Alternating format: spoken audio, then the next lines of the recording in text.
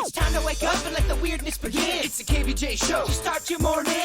Kevin is the host, and his skin pigment is whiter than Casper the Ghost. Virginia sounds like this. Nickname Vicious Bee, so don't get her pissed. It's Jason, called so you spaz, and they love to talk about Bigfoot and stacks. So get ready, here we go. You're listening to 97.9 with the KVJ Show. Oh yeah, hello and welcome to the KVJ Show. It is a Monday. Yeah. That's right. Man, we're in August. Can you believe that? Wow. That's crazy, right? It's August, yo. This is it. It is back to school, kids. Yes, it is. Back to school, swamp butt weather. Yep, that's it. Probably about, 3 weeks away from the heart of hurricane season starting to kick in. Yeah, August sucks, man. It is really not the best month. It's no lie. It's my least favorite month. Yeah, I think it is mine too. Because, we just got to kind of get through this crud. But the good news is football season is right on deck. So we just kind of sneak through the next 3 weeks. We'll be all right. So we'll get to it. But it is a Monday here. We've got a lot of stuff, including Camp KVJ. Going to be 1 hour away with Rapids Water Park tickets and a 4-pack to the Museum of Discovery and Science. So we got that hook up for you. We're all dialed up right now on KVJ TV. Just go to your flat screen TV to YouTube and look for the KVJ Show. What are you thinking about? What are you thinking about? What's on your mind? Are you thinking about? What are you thinking about?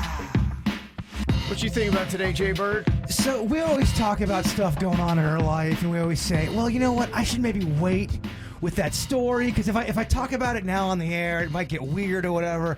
And I'm debating on whether I should tell a story or not from the weekend. Ooh. And I went on a date. Oh. Okay. Oh, my gosh. But when you start talking about certain details, it can get weird and it can get odd. And now this segment right here is more of whether or not I should even talk about it later on. I'm trying to get my head together and figure out if it's the right move. Only because it got a little weird. Let us help you. Give us some details. Okay, I'll give you a few teasers. Give me some nuggets. You want some nuggets? I okay. do. Oh, all right. Yeah. I was at Publix, and I was just shopping, and this really attractive girl started talking to me at Publix. Hey, baby. And it started with a very innocent question about Eggos and waffles, and then it kind of morphed into stuff going around, and it was kind of... Who asked who first? She did. I was... She approached you. I was aloof. I was zoned in on food. Did she know that you were Jason from the radio? So that's why this story is weird, and it's detailed, and it's got layers. She knew. Well... All right. I think she knew, but she said she didn't. This girl was like, "Oh, what's my in? Eggos." No, Yeah. It got really weird. Well, I was leaving Publix because it was one of those conversations where once you leave, you're walking around going, "That was detailed. That was, that was kind of a fun conversation." And she was really cute. She was flirty. It was flirty, and it seemed just kind of inquisitive and asking questions. It wasn't a typical conversation. Hey, can you grab me that sugar right there, kind of thing. It was more like, what kind of Eggos would you serve me in the morning? I definitely thought about it as I continued to shop, but I didn't see her again. And I'm leaving Publix, and I'm walking out the parking lot, and she had followed me out, and she asked if we could do something. So she followed me out to the parking lot. Wow. Yes. And I said, you know what? Carpe diem, why not? I've been out of the dating game for a minute. Let's have a little bit of fun. What could go wrong? What could go wrong? And so we exchanged numbers and all that. We texted a little bit. It wasn't much. During text, she's asking me what I do. Said she never heard of the show. Didn't know what. She's like, oh, that's so cool. Oh, my gosh, blah, blah, blah. Okay. And I'll leave it at that. If you guys want more. We definitely want more. Do you think she was not being truthful? Well, something happened where I kind of think she definitely was not being truthful. Oh, Lord, girl. Okay. Honesty is the best policy. Don't try to front. Yeah, I mean, we're all about this story, so if you're willing to tell it, then... Do you want more? Oh, absolutely, yeah. How about 8:30? That work You out? got it. 8:30. Okay, 8:30, I want Yes. all the details. Put this in prime time. I gave you Kevin's the master at teasing, so you got the information. When you tell it again, you can tease the beginning. Got to for it. really break down, how it ended and the approach. It sounds very suspicious. It turns bizarre. I Okay. wouldn't say it's the craziest date I've been on, but I haven't been going on dates dates that much. Yeah, you've had dates be arrested mid-day. I have, so it's not at that level, but you're out of Yeah. the game and you get back in and you're like, yeah, I know why I was out of the game. All right, I got to get some popcorn. I got to get ready. This is exciting. Oh, yeah. There's definitely another layer to it. 8:30, I'll be here. All right, I Big love it. stuff. What's on your mind today, Virginia? Not as good as that. No. It's hard to beat. You know, I had family in town this weekend. Yeah. And we were celebrating my birthday. And so my dad was here, my sister, my brother-in-law, and, me, Mags, Panda, Rocco. So we had a big group. And we decided to call Grandma. My dad's mom is 98. But she doesn't really travel anymore. She's kind of afraid of traveling, but she still likes to be involved. So we promised her that we would all get together as a big group and call her during the weekend when we were all together. And she was very excited about that. So we surprised her and we sent her some chicken chow mein. Grandma loves Chinese food. We sent her chicken chow mein and an egg roll, and then we called her, and so she was just over the moon happy. You sent it in the moment where she could get it, kind of like Uber Eats style. Exactly. DoorDash delivered it, and then we called her like 15 minutes later, and she's verklempt. She's so happy, so choked up because everything's coming together. And she's telling me happy birthday, and she goes, "Are you sensitive about the number?" And I'm like, "What do you mean, Grandma?" She's like, "It's the big 50." I'm like, "Grandma, no, I'm 49. And she told my dad and everybody that I was 50. They all thought I was 50. I was like, "No, Grandma, I'm still 49. I got my last year of my 40s." And so that was the big joke of the whole weekend. Grandma made me 50. Well, You only turn 50 twice. yeah, you're still, about half her age, so. Yeah. You are, which is insane. Which is crazy. And she sent me $50 cash because she thought I was turning 50, so that's awesome. Oh, yeah, actually, I'm 60, Grandma.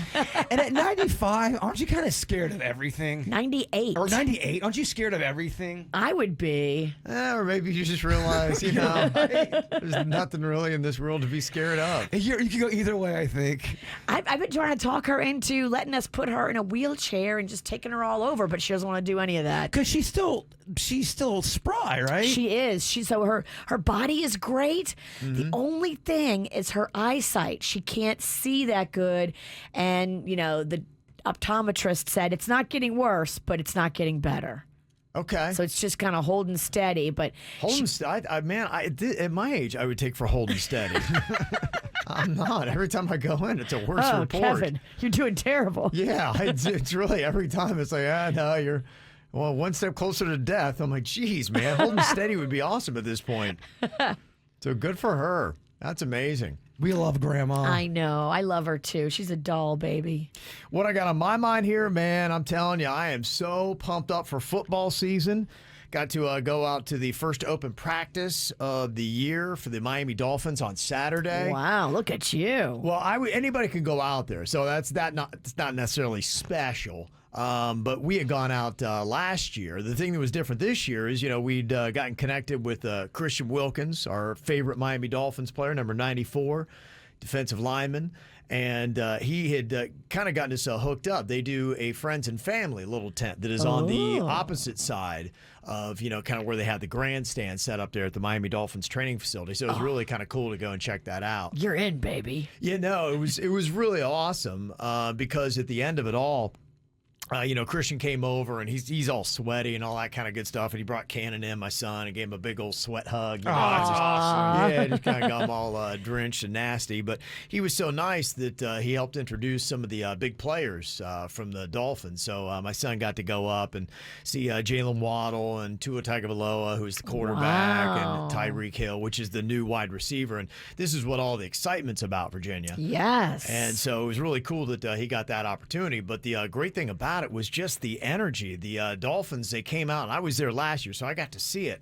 And what was different this year, first of all, even before the players were out there were chants going on in the stands. There's just a whole new energy around the Miami Dolphins with Tyreek Hill coming in, and, they got a new coach, and it just feel like, okay, maybe there's something that is starting to go on here. Tyreek Hill is arguably he's the highest paid wide receiver in the NFL, maybe the best as well, and should be for the amount of money he's getting. And they came over and they had one of the Miami Dolphins players kind of doing a Goldberg thing and smashing beers together and chugging it, getting the whole chant going on. Stone Cold Steve Austin. He did the Stone Cold Steve Austin. Tyreek Hill did a backflip. Wow. And then they do something really awesome because they got the huge grandstand that is there, and you can go and it's not reserved seating. You just go in kind of first come, first serve. So Ken and I went over there to watch because they did some one-on-one drills and kind of ran through the offense.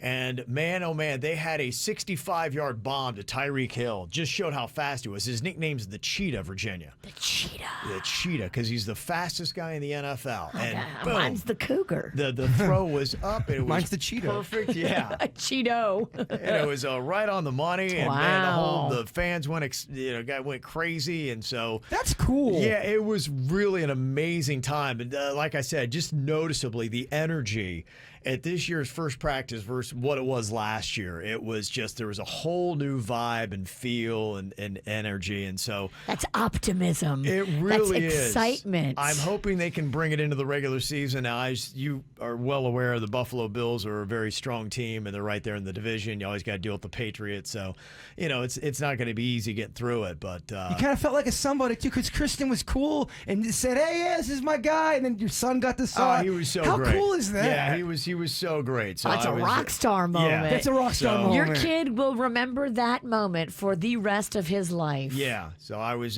telling him thanks for all that. It's a big deal. Yeah. That really is. To have a Dolphins player introduce you to other Dolphins players and you're just with your son, that really is a big deal. It was a thrill. If you want to see the video, it's up on our TikTok and our social media platforms, so you can go see what it's all about. So you got definitely, I think you might be going out this weekend, Virginia. You got to take full advantage of that. I do. I want to bring some of my booty crew. Okay. And so I got a few booties who have signed up to go. Okay. Oh, yeah? Yeah. Out there, huh? Yeah, I'm bringing the Cougs down south.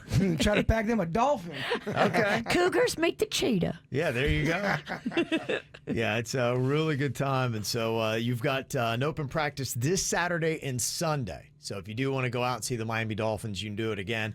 Starts at about 10:45. They get to practice going on. It goes about 90 minutes. Oh, it's Saturday and Sunday. Yeah, this week it is Saturday and Sunday. And they do have a few open practices that are during the week. I know for most people who have jobs and all that kind of stuff, it's not going to be ultimately convenient. Well, imagine if you could go watch your favorite band practice. It's kind of like that. It is. It is. That's pretty cool. Yeah, they're running through their drills, but they do enough stuff that is, fun for the fans to watch. So a lot of excitement around Dolphins. They have their first preseason game. They got to go take on Tom Brady in Tampa coming up on the 13th, so they won't be home until the following week.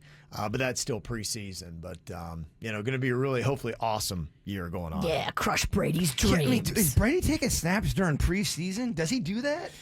Why would he? He may take one, just to go out there and wave and look nice and handsome and then take his helmet off and, flow his hair. Yeah. And then trot off the field like a stallion. Shake his mane. Yeah, that'll probably be his move. All right, we got a whole bunch of reviews on things that you might want to be locked into. Suits always gives us his Monday morning Gen Z review of an old classic movie that Bird and I love, maybe my favorite movie of all time, Tommy Boy, but does it hold up for the younger generation? He saw this. Chris Farley, David Spade are the big stars. Brian Dennehy is in it as well. Rob Lowe. So tell me, Suits, what did you think of Tommy Boy? Man, Chris Farley's funny. It occurred to me when I started watching this movie that I've never really seen a Chris Farley movie. The only thing I've ever seen him in is Billy Madison. Okay. And so I kind of was just enjoying watching Chris Farley, and it's a funny movie, man. I really thought that held up well. I was laughing the entire time. Okay. I didn't know that was Fat Guy in a Little Coat, so when that came up, I'm like, I've seen that parodied a million times over, but right.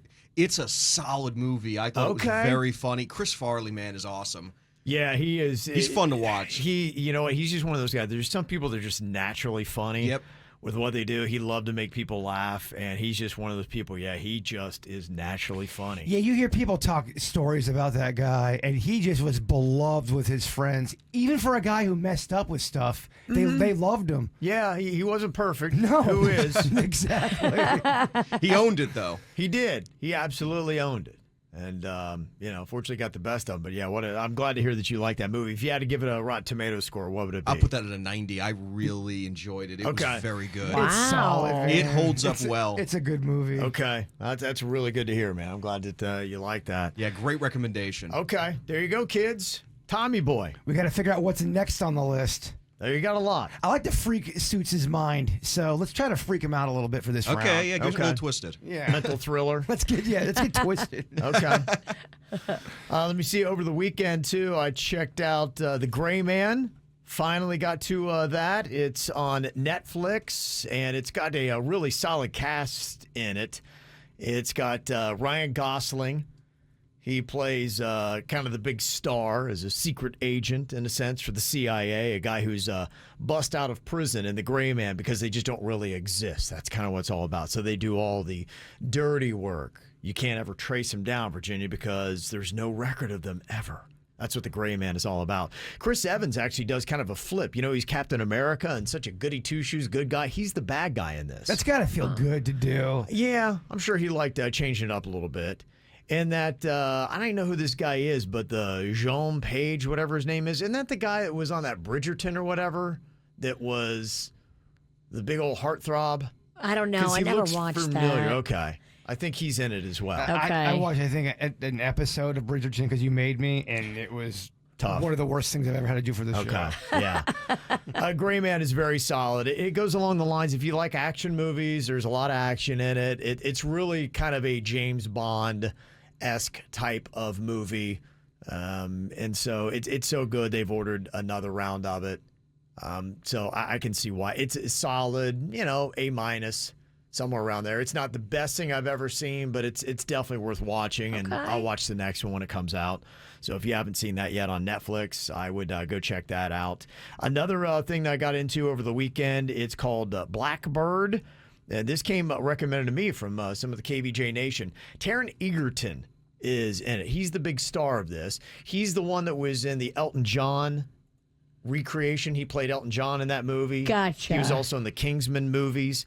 It's the final role that you're going to see with Ray Liotta. And I don't know how much makeup they did with him, but he died while he was filming this. Not that he was there in front of the camera, but he was in the process of making this, and he looks very ill. And like I said, I don't know if it's makeup or what. And they kind of worked that into the role of the dad that is having health problems. Greg Kinnear is in it, and the guy that they have that is playing kind of the whole thing. It's about whether or not this guy is or is not a serial killer. And so Taron Egerton's character has to go into a pretty crazy high-security prison to try to get this guy to confess and find out where some of the bodies are, so he has to befriend them, and that's the whole plot of it. That's what they do in real life. They try to befriend the serial killer, Virginia, get the so details. If you like that kind of stuff, I'm only about 3 or 4 episodes in, but I love it. It's been a good ride so far. Okay, that seems a little hard for a role. It is. It's as hard as I go. But it's more drama than it's anything scary or too spooky or anything like that. So I thought it was all pretty good stuff. So there's a lot of stuff to watch, and it's a good time of year to have stuff to watch. Yeah, definitely give that documentary a shot, Virginia. The most hated man on the internet. I have never wanted to punch and fight somebody more than this cat. What is this about? Revenge porn. It's about revenge porn. It's Okay. about this guy just trying to ruin people's lives and doing it through the internet and then being so smug about it. And go, Okay. yeah, man, I like to ruin people's lives. That's what I'm about. I'm about drugs. I'm about ruining people's lives. He was He's so just a terrible vocal, person. just a terrible person. And then he had terrible fans. Oh, I mean, I'm sure he still has fans that will probably come after me now. But yeah, he has a following, and he was Of doing awful people? Of awful people. But he was doing revenge porn. He had a site where you could send pictures and upload them anonymously. And it would be of Virginia naked, but someone was hacking pictures of people and putting them up there and humiliating people. People were getting fired. Oh, their boy. jobs were being lost because of these pictures. Some of these people, they had no idea it was even happening.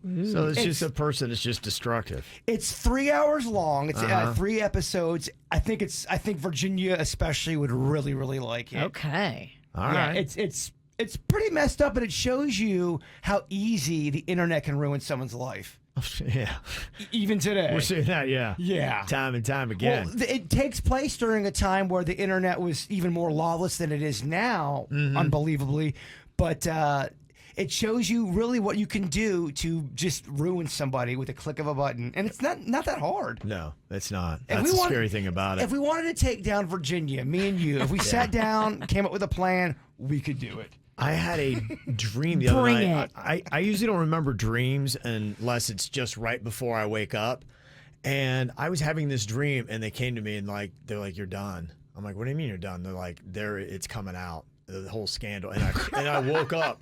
I'm like, what? What'd you do? I don't know. And now I'm going through my whole life, and I'm like, because I woke up before I found out what it was I'd done, but it was like they were serious. Like everybody here, all the bosses were like, "It's over, man. Like you're done." I'm like, "Oh my gosh!" And I wake up, and I'm like, "What did I do?" Well, you could even have a scandal that's not true, and it could take down a Ralston. That's what it was. I'm like, "What is this? What did I supposedly do?" I hope at least it was true. If you had to get taken out for something, at least you had the fun of doing whatever it was. I don't know. Was Would bad. would you want it to be true, or would you not? To me, I would think I would not, because then you're just like, man, they did me wrong. And Depends on what it is. But okay, I imagine. would never want to do anything, because then I'm like, yeah, you know what? You deserve it. Imagine this. Okay, we're all very close, but let's say one of us turns on each other. Virginia just goes, "You know what?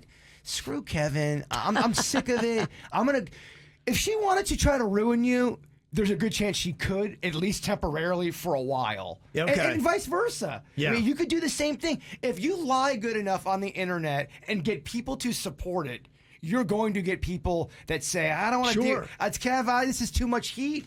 I don't know who's telling the truth. Right. We don't want to deal with it." And that's a very scary thing. Well, I think the fact that it manifested in my dreams lets me know that I have a certain level of fear that what you're talking about, there could be something somewhere. Going back, you're trying to go in the Rolodex in your past. I've drank a lot in my life, There's a lot of things that are a little fuzzy. Sometimes I have been a little squirrely.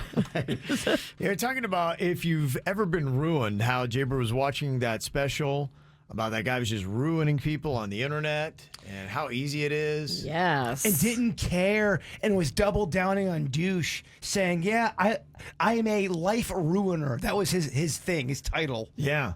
And it is so easy today that, to me, I definitely walk around with a certain amount of phobia that who knows what might surface. And things easily could. And then, what do you truly get canceled for? Really have to deal with a hard time. And I saw something on Saturday morning, and that was the one thing that I was wondering, where would society be on this? And imagine if I was going through this. I can't relate to it, but I saw an incident Saturday morning in Boca at my daughter's apartment. And it was so severe that they had, by the end of it, 2 EMS, a fire truck, I think about 5 to 6 cop cars had shown up. What happened? There was a guy that was in the lobby, and I don't know what was going on. He looked like he was kind of like regular workout clothes or whatever, and he was just in there kind of, we saw him when we were coming in, didn't think anything of it. And then at the end, he was in there kind of yelling at the person at the front desk, and he was saying out somebody's name, but he was using a lot of really nasty gay slurs. Okay. And yelling them out. And I was like, what is up with that guy, man? That is the kind of stuff that you just would not want to be saying, especially if somebody whoops out a camera and records that. And if you're at a place like that, they have cameras. They have cameras in the lobby. They got cameras everywhere. Yeah. And so I was wondering that. I didn't, stick around to watch because they started off by having paramedics there. I'm like, is he going through some kind of medical episode? And then we were across the street and saw a whole bunch of cop cars. Lights come on. I'm like, what is going on? And sure enough, they were there for that guy. So I don't know what was going on, but we talked to my daughter, and later she had said that apparently he's having a panic attack or something along those lines. Oh, my. Yeah, and I just started thinking, I'm like, does that induce throwing out homophobia? Right. Or throwing out slurs, something like that. And so that kind of horrified me. Is that already on the tip of your tongue? Or is that something where if you had a panic attack, would you just even delve down deep and pull out things that you shouldn't say? Because, that's the thing that freaks me out. Thankfully, I've never had a panic attack. I don't use those words. But, man, oh, man, you put a combination together of that, what is the outcome?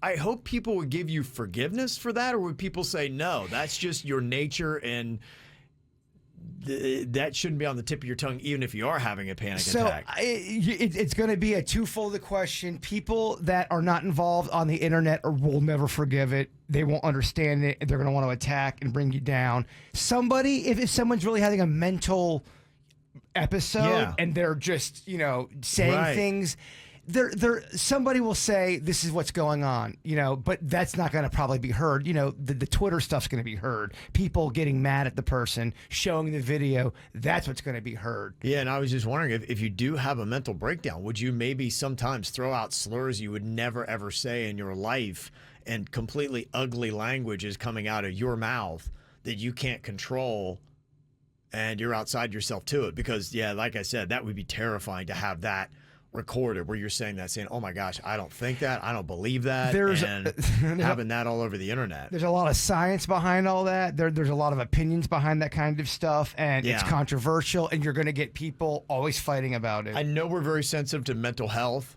but you're sensitive to mental health until someone says a slur or says something, and then it's now you're racist, you're sexist, you're this. Right. But we're not going to. It's weird what we cherry pick, what mental health is and then what's not. Yeah. And it's a slippery slope. Well, when I was a kid growing up, my grandmother had a lot of mental issues, and I saw, unfortunately, her many times have to be taken away on a gurney, and when she would just kind of slip into it, I just learned, you could see in her eyes, the second you looked at her, you're like, uh-oh. Yeah. Grandma's having an episode. Grandma's having an episode. And this was one of the most prim and proper women that you would ever meet.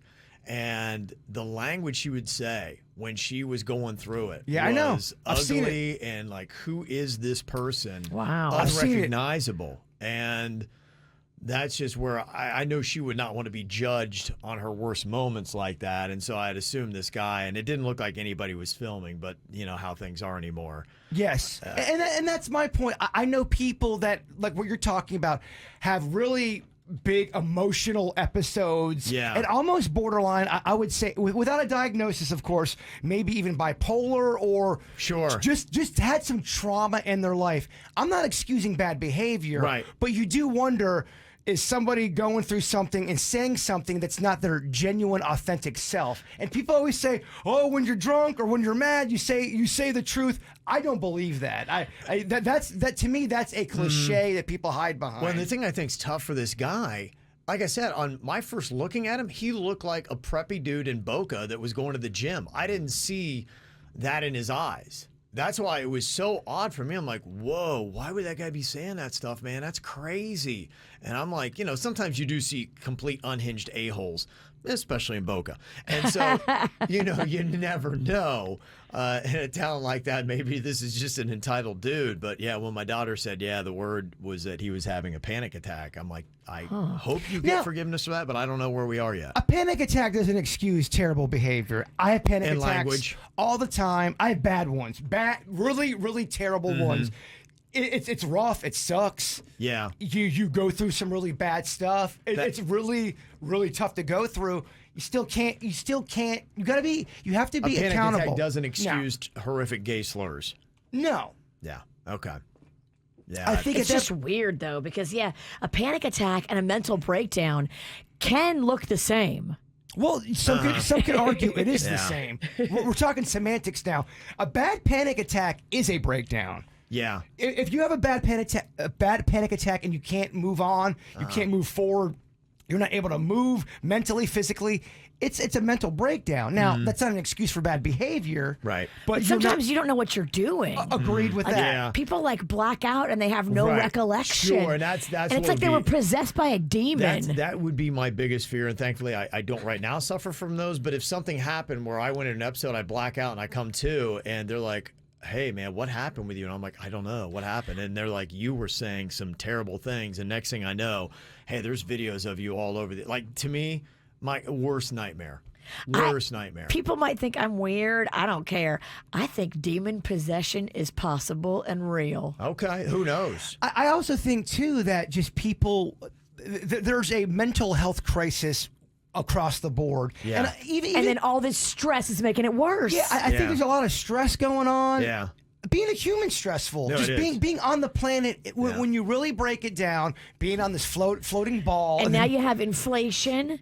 They're taking away the Choco Taco. Oh my gosh, yes. Yeah. We know how delicious that is. And not everyone's raised with a kind hand, heart, mind, spirit. Some people are raised really hard, and then they grow up to be hard people. Yeah. And you have to ask yourself, where do you play a factor in trying to make peace with that situation? Do you forgive someone that starts to spout out crazy things Yeah. if they're going through something? I don't know the answer. I look to forgive people, but I know a lot of people in our society, and especially on the internet, are not. So Well, that's what I try to know where it's settled. I admire that about a Kevin Ralston because you do know people say, do, and act ways that they don't want to do sometimes, and then they feel bad about it. Yeah. And you understand that's part of the human condition. Sure, yeah. But we live in a time where if you are human and have a bad moment and it's captured or people see it, you might be dubbed as, I don't know, unlovable, not fixable, just out there to lunch. Who knows? I don't know. Yeah.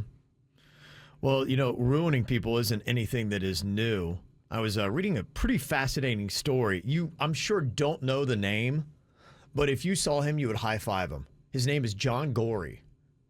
Gorrie. You don't know the name, but without him, we don't have air conditioning. Oh. Thanks, John. Can you imagine if this guy did not come up with air conditioning, what our day-to-day would be like? There'd be a lot more murder. Oh, my goodness. He is one of only 2 Floridians represented in Washington's National Statuary Hall. The other one is Mary Bethune, who was just placed there recently. And so it's the greatest, 2 from each state. So you consider the guy who made air conditioning that big in the state of Florida, and he also made the ice maker. That's actually how he got to it, was trying to make ice. But listen to this. He was canceled and destroyed when he died. He was a physician who was cooling malaria wards in Apalachicola. I'm glad we have all these. Apalachicola. Apalachicola. Thank you. It sounds delicious. It does, right? And a disease. Apalachicola. It's the most delicious disease you'll ever have. So he was trying to cool the malaria wards there. You can imagine here in Florida, the blocks of ice. But the imported ice wasn't available in the summer here in Florida. So he started tinkering with pumps and pipes and compressors, and they created a room refrigeration machine. And not only could it cool a room, but he discovered that his machine could also freeze water. And so he has this, like you even have today, he has this coming out party where he has this thing where he puts ice in champagne in 1847 in July, and it's crazy hot. And everybody there is in awe because they're like, ice in glasses? What the heck is this? It's beautiful. You can't get this in Florida. And they're like, how did you do this? This is like wizardry at that time, at 1847.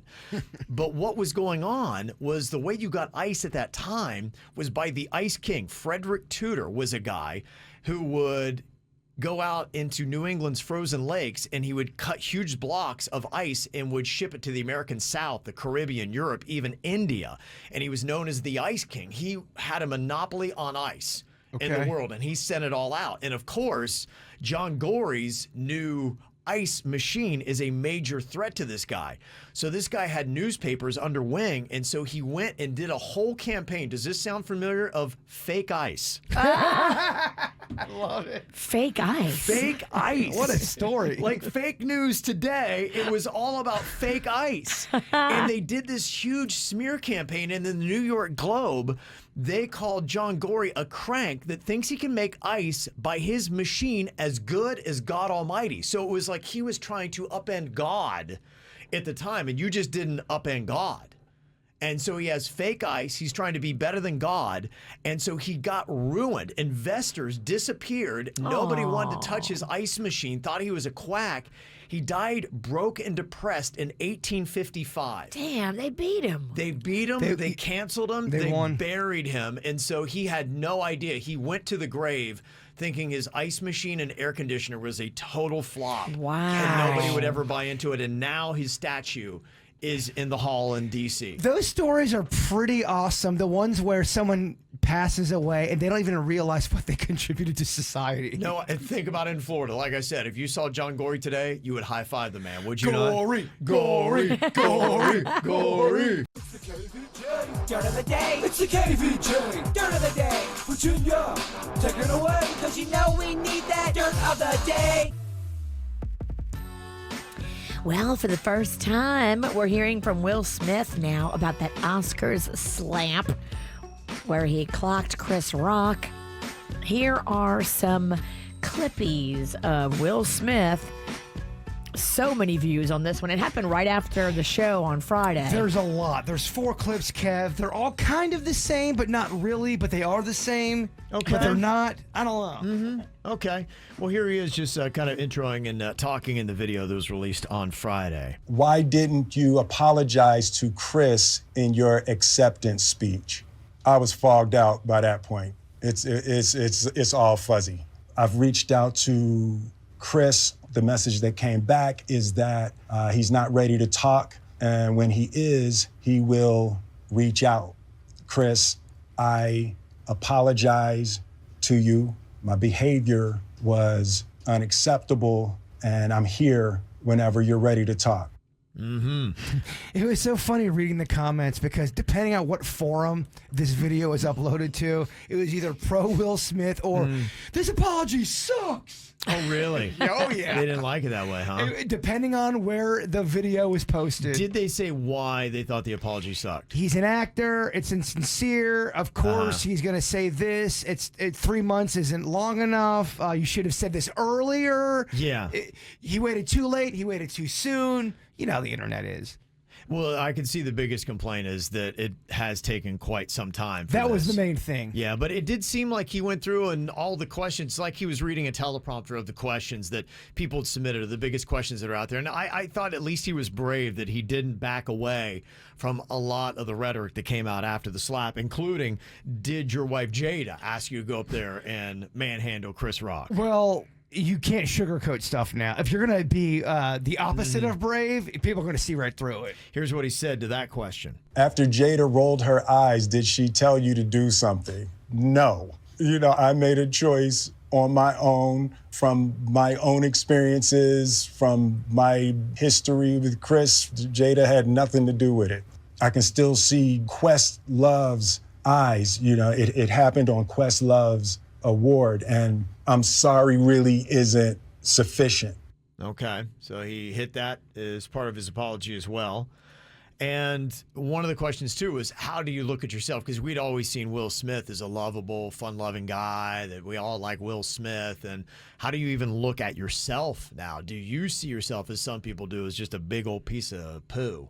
I am deeply remorseful, and I'm trying to be remorseful without being ashamed of myself, right? I'm human. I made a mistake. I'm trying not to think of myself as a piece of shit. So I promise you, I am deeply devoted and committed to putting light and love and joy into the world. And if you hang on, I promise we'll be able to be friends again. Okay. I feel like every time he talks, you should hit getting jiggy with it right after. Da-da-da. Na na na na na na na. Yeah. Na na na na na na. Does pick up your with it. spirits. Neo is in a little bit of hot water. He just renewed his wedding vows back in April. Okay. But over the weekend, his wife took to Instagram to let everybody know, and I quote here, 8 years of lies and deception. 8 years of unknowingly sharing my life and husband with numerous women who sell their bodies to him unprotected. Dang. To say I'm heartbroken and disgusted is an understatement. To ask me to stay and accept it is absolutely insane. The mentality of a narcissist. Oh, yeah. Neil, you're going to pay, buddy. Neo then commented that he is choosing to keep these matters private. Yeah. He said, and I quote, personal matters are not meant to be addressed and dissected in public forums. I ask that you please respect me and my family's privacy at this time. And please don't talk about all the hookers I've been doing for the past 8 years. I mean, hookers? Hookers? Hookers. Wow. So, yeah, unprotected sex with hookers is definitely a pretty horrifying thing to realize that your husband's been doing for 8 years. What could go wrong? And finally here, talking about what could go wrong, Did you see the Lollapalooza in Chicago had like pyrotechnics going off on stage during the show? A lot of shows do this.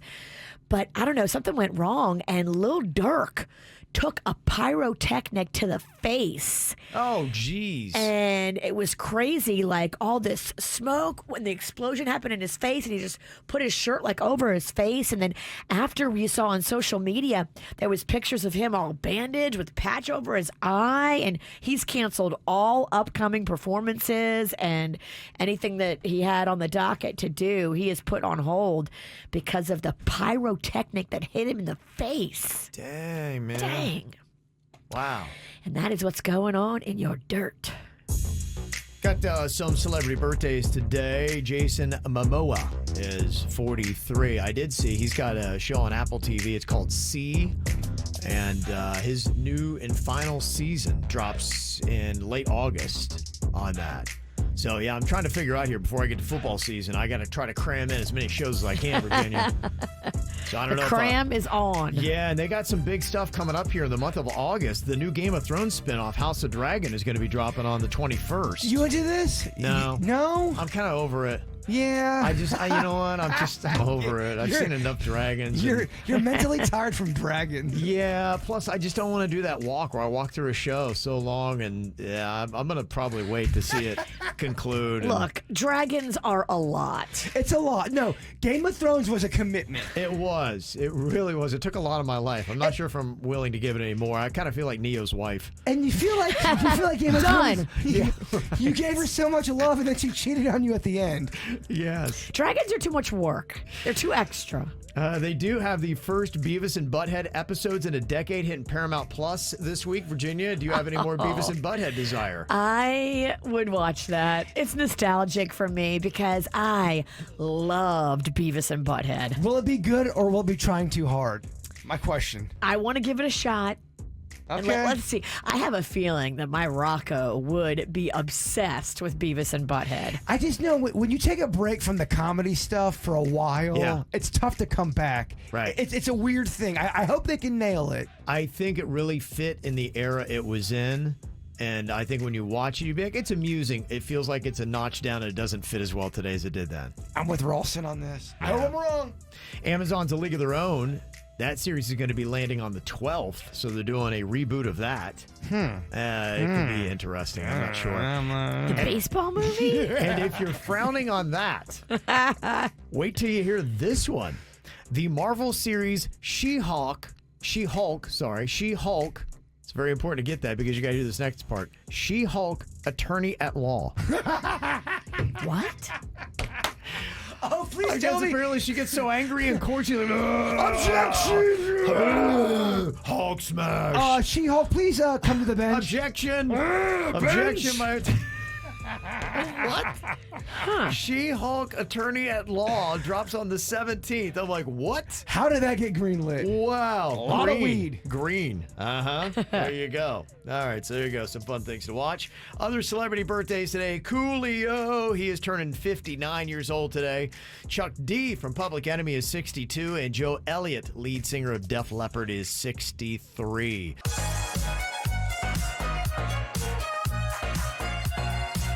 Well, summer rages on. Just got a couple more weeks until you get the kids back in school, but you're probably fresh tap out ideas for them on what they can do before you get them there. That's why we got Camp KVJ continuing on here with a 4-pack of tickets to both the Rapids Water Park and the Museum of Discovery and Science in Fort Lauderdale. We have got Maria on here from Lake Worth Beach. What's up, Maria? Hi, I am on my way to work, but I'm totally excited. You don't know how long I've been trying to get tickets from you guys. Good, yes. I know a lot of people have been saying that. You've got 3 kids you're trying to entertain, 9, 14, and 16. Is that right? That is right. Good Lord. How you been doing it all summer, Maria? Well, the 16-year-old, she got a little weekend job. Okay. And the 14-year-old, he's playing games all the time. Yeah. Mm-hmm. And my 9-year-old is pretty much, let's just do it. Like anything, she's into it. She's Okay. Doing a little bit of everything. Okay, cool. Well, I think they're all going to love this. You can unplug the 14-year-old for a day, take them to Rapids Water Park, and get a little learning going on at the Museum of Discovery and Science. Okay, Maria? Sweet. All right. Enjoy that. Glad you got to win and to help those kids out. Have a great Monday, okay? Thank you. Thank you. You are welcome. Another winner is going to be happening tomorrow right here on the KVJ Show. Oh, Virginia is eating the fartiest chip with the fartiest caviar. She's eating caviar. Caviar right on a Monday morning. Huh? Yes, it's left over from my birthday weekend. Oh, my. So it's old caviar. Yep. now? Like you. It smells like who did it and ran in this room. Old eggs, which is ironically my nickname. What you got, huh? Old eggs. Is your nickname? Old eggs Sinicki. Oh, gosh. Only close friends call me that. Old eggs Sinicki. Oh, yes. Okay, got a round of Think Fast. Got to wake it up here today. Get that Oh, brain boy. going. Yeah, how we do this time of week. All right, got Virginia, Jaybird, and Denny's all to compete here. Going to come up with something here in a topic. You got to try to give me an answer the fastest to get the point. First up, it's an animal you'll find in these South Florida waters that starts with the letter D. Deer. What did you say, Virginia? Deer. Deer, and you said dolphin? Oh, corn. Come on. Those aquatic deers. The sea deer. They can scuba. Yeah. All right, Jaybird takes the first point. Next up, think fast. Something you don't want to lose, starting with the letter J. Jewelry. Virginia said jewelry, I think, in first. Suits, would you agree? Okay, he's saying Virginia was in first. Jaybird said jelly. I don't want to lose my jelly. I said jelly last week, too. He loved jelly. We know you love jelly. He loves jelly, this guy. Nobody ever debated that. Okay, next up, think fast. It's something you have. Each one of you have one, and it starts with the letter C. Cheeks. Oh. You do, yeah. Yeah, you do. It's true, you do. It broke my brain. Broke my brain, too. Look, what do I have? Corkscrew. There's so much. There's a lot, yeah. There's so little. Yeah. Okay, Denny's is on the board here. All right, everybody's got one apiece. All right, next up. Something you might find at a crime scene that begins with the letter F. Females. Forensics. What'd you say, Denny's? Forensics. What'd you say, Jaybird? Females. Dead females? Females. Look, if you look into murder, females are the top of the list. Yeah, I think forensics is something really nice. So we'll look at Denny's. Yeah, fingerprints. Oh, They might do there. Jelly. I had Jelly. B loaded for blood. Okay, next up. It's a clean four-letter word that starts with the letter S. Soap. Stuff. Oh. Stop. Stuff. Stuff is fine. Okay, Virginia 2. Denny's 2. Bird now with 1. Oh, bird. Bird, you got to get this to stay in. Okay, it's a brand of credit card that starts with the letter D. Discovery. What did you say, Bird? I don't know. He said Durst curd. Durst curve twice, I think. Durst curve twice. Am I out, Coach? I think I should be. You mean out of the studio? Yes. Send me home. We're going to send you to the store for jelly. I don't even know what that means. I don't think it's a word. That's That's Durst curve. definitely not. And actually, that Virginia's going to take it. Oh, dang caviar. That's all she needed. That was it. Fish is brain power, turns out. Oh, it smells great in here. Yep. You want to talk real close because my breath is kicking. Oh, boy. Okay, I got a few birthdays here. I do not want to get called out for this today, so look out.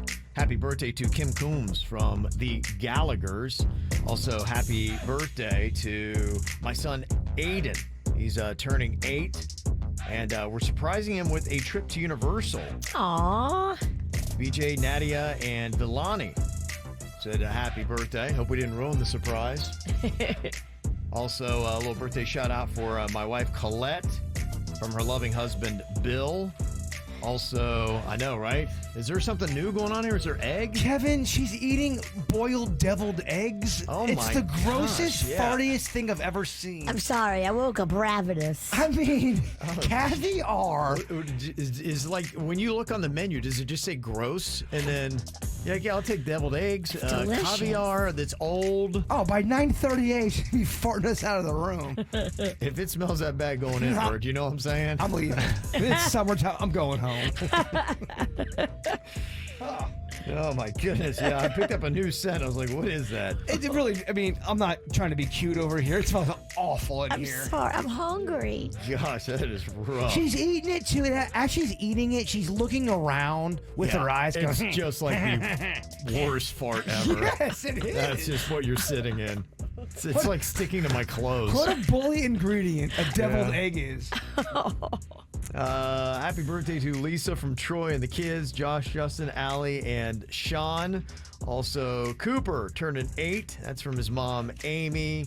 Happy birthday there. There's a photo of him on KVJ TV. Oh, what a cutie. Yeah, thank you for the shout-outs. Got a birthday one on the KVJ Show. Hit us up, mail@kvjshow.com. Get into your call-em-outs as well. Who do you need to call out for what? We got the good and the bad. Let people know where they're doing it right and doing it wrong here on a Monday. Yeah, I have to call somebody out for eating farty eggs out in public. Yeah, no doubt. That definitely is deserving of a call-em-out, wouldn't you say? I brought enough for everybody. I know you did. That's what sucked. Before we get to that, one thing I know a lot of people have been called out for before, and that is smoking on the beach, the ciggies, and it looks like a lot of the towns in South Florida are now really kind of getting to it and putting bans on it. The town of Palm Beach is about to ban cigarette smoking on its public beaches.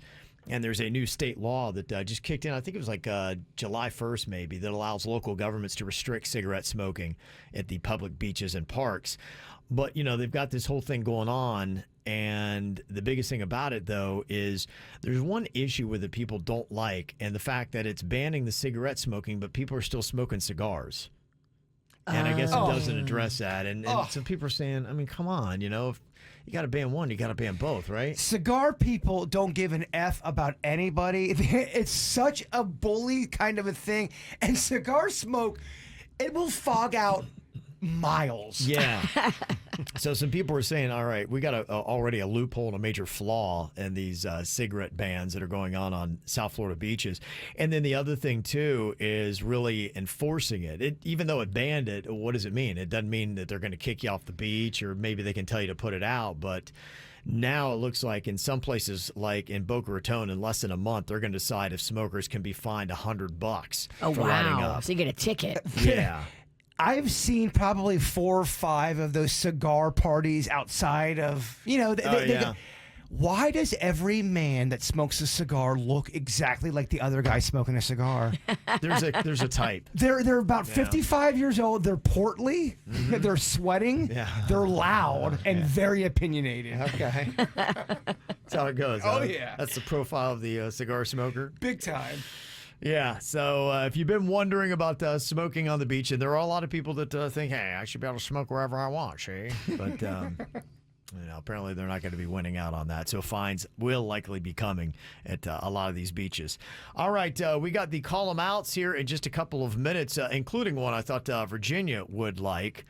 Had another radio person give me his thoughts on Rob Schneider. So, yeah, I'll let you know what he had to say. We had Jennifer Ross at one point tell us about Rob Schneider, and she didn't have a really good moment with him either. I remember her telling us about that. If everybody has bad moments with you, it's you. It's not them. It's so funny. We're still talking about Rob Schneider in that fight. Yeah, his name just always keeps coming up. We will never have forgiveness. If somebody's done you wrong, it's time for you to sing along and call them out, call them out, call them out. You gotta call them out, call them out, call them out. It's time to call them out. All right.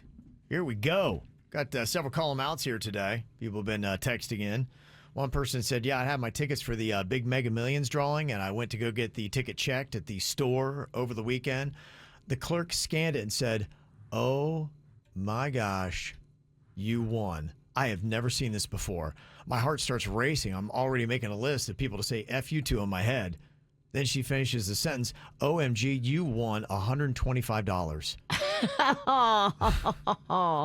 I've never been so disappointed in my life. Yes, I won, but in my head, I had FU money and not just $125. Well, back to work. 125 though, you can get a bunch of ribs with that. Yeah, it's all good. But when they say, oh my gosh, I've never seen this before, you won, you're like, Really? The big one? Lucky they didn't have a heart attack. That's insane. Yeah, if you did not hear, there was a single person that won Friday's $1.34 billion Mega Millions jackpot, third largest ever for a jackpot in the U.S. It was just outside of Chicago at the Speedy Cafe Speedway. I saw a fight break out on the internet going, oh, congratulations. I'm so happy for them. And then other people going, shut up. Why? Don't be happy for them. This sucks. Yeah, screw you, man. If you're wondering the numbers, 67, 45, 57, 36, and 13, and the Mega Millions was 14. 13. Didn't we? We did say 13 this time. Which would have got nothing. It got nothing. But one, look, at least we had one, baby. Yes. This one had come in via text to the people who were playing loud music and smoking at the beach. You know there are other people here too, right? So there you go. Your days are numbered, baby. Yeah, like you just said a second ago, that smoking ban is going to have some teeth, at least possibly in Boca Raton very soon. So you have loud music and you're smoking. It's a Pretty lie. obnoxious. Well, it's the people that come there and they think that they own the whole beach. This is our beach. You're just lucky to be here. We were talking about tips as well, and I got this email from Jason. He said, yeah, we went and saw something new when it came to the tip line. You guys have been talking a little bit about tips and the upcharge on some of the different places. And you can see here in Charleston, South Carolina, where they have a line for the tip. And then in addition, you now have a new line called the kitchen tip. So you can tip them as well. You can check that out. So apparently they're putting new different levels of tips and whatnot. What am I supposed to leave for the kitchen tip? That's a great question. I don't know. I don't know all what this new stuff is. I've never heard of the kitchen tip. And then what about the team that came in and fixed the air conditioning? You have to leave them a tip as well. The AC Yeah. tip? Yeah, the AC team. Yeah. Oh, boy. Who knows? But crazy. Just all over the place. I do hear great things about Charleston, South Carolina, though. I got to get there. I've heard for bars and restaurants, it's one of the best cities for that. Plus, a lot of old history. They say the place where we went to go eat was an old non-denominational church built for sailors back in the 1920s. It's called the Church and Union. And just wanted to do a shout-out. We're heading to Savannah on Sunday. Yeah, Charleston's awesome. That's where they do that reality show that I love, Southern Charm. I'm pretty sure, too, that's where, whoa, Ric Flair is from. Oh, really? Yeah. Okay. I did notice something at restaurants. We were talking about that a little bit on Friday with the Avocado Grill. And Julian from there is just some of the prices of stuff. He was talking about the avocados, and that's what he does, Avocado Grill. And price, what he's paying 3 times the amount for a case of avocados now than he was. Crazy. Yeah, I went to a Mexican place that we love going. Hadn't been there for a while, and they don't do the free chips and salsa anymore. Wow. Yeah. Dang, what's next? No cheddar biscuits at Red Lobster for free? I don't know. I wonder if you're going to start losing those kind of things.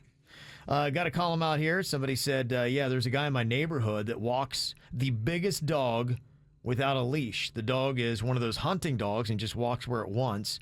When the dog gets close, he says, don't worry, but I don't know his dog. Come on, man, put a chain on that dog. So she's got a photo of him. He's about maybe 20 yards away from his dog there. What's really weird is when it's so odd when people don't have their dog on their leash and then the dog attacks other people.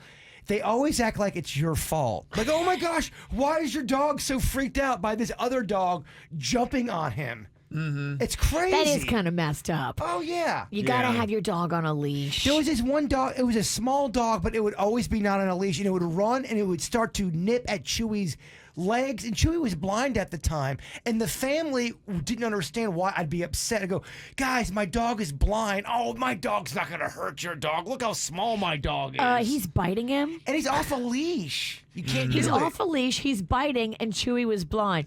If I was you, I would have punched somebody. I didn't punch anybody, but they definitely hated me, and I wasn't fond of them. That's ridiculous. It was. Put your dog on a leash. Your dog is biting my blind dog. And then they doubled down that my dog's the one with the problem. Yeah. Are we shaming your dog for being blind? That's on a leash? Yeah. This does look a little bit more like a rural road, so you do see that, especially the hunting dog. Oh, that's country dog. Oh, well, it's Yeah. country dog's different. Yeah, I don't know if country dogs, they believe in leashes. Well, country dog can drive, country dog can shoot a gun. They're very talented. Paint a fence. Oh, yeah. Yeah. Somebody else with a call out here. They want to call out their next door neighbor for constantly throwing the plastic end filters of his Black and Milds over our fence into my yard. That's so Dude. messed up. How uncool. That's so uncool, I isn't think it? people that smoke cigarettes, they think when they throw the cigarette on the ground, it just evaporates. And it doesn't. There's a lot of call outs for smoking today, I'm noticing. And I thought, I didn't know anybody was still smoking. They are. Apparently, they're still smoking a lot. We've got actually a thread going right now on the KVJ Show Facebook page about bizarre and weird neighbors. We're going to get to that at 9 o'clock this morning. Jaybird's got a story, and there's a whole bunch of other ones. I saw the weirdest thing in my neighborhood. Not from Yeah. my friends, right? That are your neighbors? No, and when I say neighbor, I usually keep that in the block range. The Yeah. whole block, I would say, you're my neighbor. Yeah. Okay. So at 9 a.m., we'll get into that coming up here.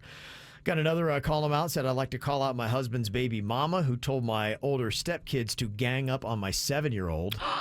Oh, That ain't cool, man. So you're encouraging kids to bully. that's rough. And you're being a jerk. Yeah. Stop doing that. We do have some other ones that came in here. In fact, the one I wanted to get to is somebody that I guess you just call out every week. It's been years, but still, Virginia's got a thing about Rob Schneider. But I don't think she's the only one in radio. She's not. In life, Yeah. I'm sure he pisses off half the people he comes in contact He's with. definitely PO'd some people for sure. I was emailing with a dude over the weekend in Las Vegas who's going to be a part of this panel I'm doing at a radio conference coming up here in a couple of weeks. High-powered panel. Okay, yeah, high powered. And so I just kind of sent him some stuff, and it's about video in radio. And so, probably the most viral video we've had was the whole fight with Rob Schneider that broke down. So that clip was in there. That's what brought up the topic. And he said, yeah, by the way, Rob Schneider is a total piece of you-know-what. He is banned from my show. He told me post-interview that I look bloated and should take better care of myself. I hate him. It's the worst. Sometimes we look bloated. But why do you want some stranger to point it out? It's so funny. Every now and then, people will send me a link to either the Howard Stern show when they are bashing us with Rob Schneider after the fact, Yeah. or with Opie and Anthony. Opie and Anthony, I don't know if you remember that show. They sided with us. They hated Rob Schneider too. Yeah. But there Okay. was a lot of radio shows that were interviewing Rob Schneider at the time, and he was bashing us with all them. He went on Okay. a whole tour doing that. I think we gave him material. Lord knows he's given us material. And it's odd. He keeps coming down to South Florida to do shows. That's odd. Yeah, he does. I mean, he makes money here. Oh, yeah. But, we're blocked from his Twitter, and I was wondering how many people, wouldn't you love to just go through somebody's blocked list to see how many people and who is blocked on each account? That would be amazing if that was a feature you could see. I want to see all the people that Rob has blocked and then friend all of them so we can just talk bad about him. Right, you have On your own little Twitter. network. Okay, I got some positive call 'em outs here today. There's some good stuff. I want to do another positive call 'em out for West Palm Beach Police, who brought us some Choco Tacos on Friday. That was totally awesome of them to do that. They didn't have to do that. That was fun. And That man, was. oh man, that Choco Taco, it really is amazing. I haven't had one since probably I was a kid. I haven't seen you light up like that. I'm not kidding you. Since 10 years at least. It was so good, man. It really was. It was crazy. Yeah, I saw the searches for Choco Tacos are through the roof, too. Up, like tenfold. So this clearly is a whole ploy. It's a strategy. It's a stunt. Yeah, I think that, Taco Bell has kind of shown that. McDonald's has shown that. They've given examples of when you take something away that's kind of floundering and it's not really crushing it, and people are like, oh my gosh, you can't take that away. Then they freak out and then they want to go out and buy it. You take it away long enough and then you make a huge relaunch and it becomes all public and then everybody buys them again. And then 3 months later, they start not buying them again and then you take them away. Maybe we should do that for World Record Wednesday. Take it away for a little bit and then go, oh, World Record Wednesday. It's like the Choco Taco of bits. Oh my gosh, I miss World Record Wednesday. Right, yeah. Denny's or Animal, it's back. They'll forget it sucked and then they go, oh, I miss it. Yeah, they say that on Instacart, the grocery delivery app, they have seen a 30,000% increase in searches for Choco Tacos since Klondike announced last week that they were discontinuing it. I'm so confident there's no way I could get a Choco Taco from my Instacart. I don't see it's been gone for so long. It's been hard to get. I don't know how those officers found that. It's hard to find. It is. Yeah, no doubt. I think we still have one in the freezer. I'm just saying. I know we do. Oh yeah. It's still in there, Kevin. Oh, yeah? That needs to be for when somebody has a meltdown and they need to just get Yeah, away. you need a Choco Taco kind of day. Yeah. Are That's you having a rough day? That's for the emergency rough day. Let me see some positive call-outs we got. Just got a text from Barbie from Maddie's Fight Foundation. She wanted to do a positive call-out and thank everybody who came out to their Mets event this past Saturday. It was an amazing turnout. All the money it was raised goes back 100% to children battling cancer and research cancer. So much fun. Thank you to Virginia and her family and Jerry for coming out. Love you all. It was fun, too. That St. Lucie Mets Stadium is nice. It is, yeah. Did you scream anything at any Met players? No, I did not. Rocco got on the Jumbotron, though. Oh, he did? That's that cool. was pretty cool. Oh, he was Nice. so excited. Yeah, that was the better Mets game to go to. The Mets, by the way, were pounding on the Marlins all weekend at Lone Depot Park. So Forget about it. yeah, forget about it. Yeah, it was tough. I would like to forget about it. It was not fun to watch any of those games. Marlins didn't do so good. No, that is tough. Yeah, long season, Virginia. Yeah. Lori is on here from Port St. Lucie. You got a positive call out here today, Lori? Hi, good morning. How are you? Good. How you doing? I'm doing great, thanks. Now tell me, somebody TP'd your neighbor's house, it says here. Somebody, that's how it all started, as a TPing story? Yes, absolutely. My daughter looked out the window and saw that somebody had completely toilet papered this older gentleman's house.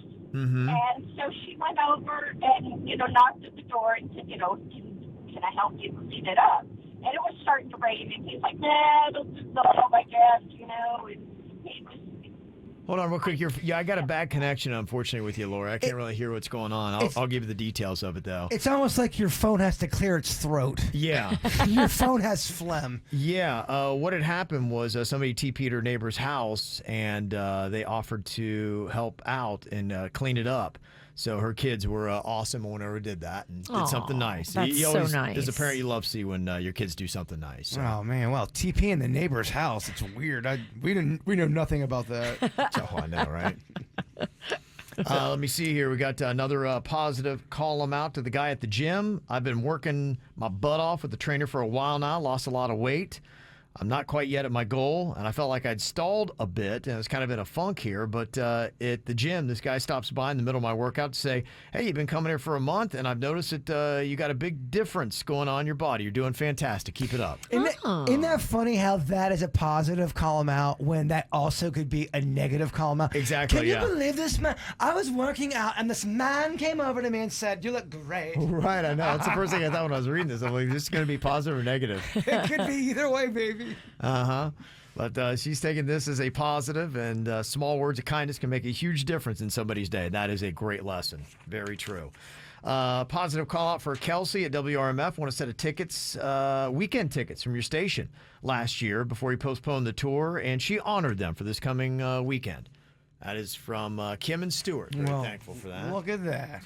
Let me see another shout out to West Palm Beach Police. They're getting a lot of love here today. Who pulled me over on Monday night.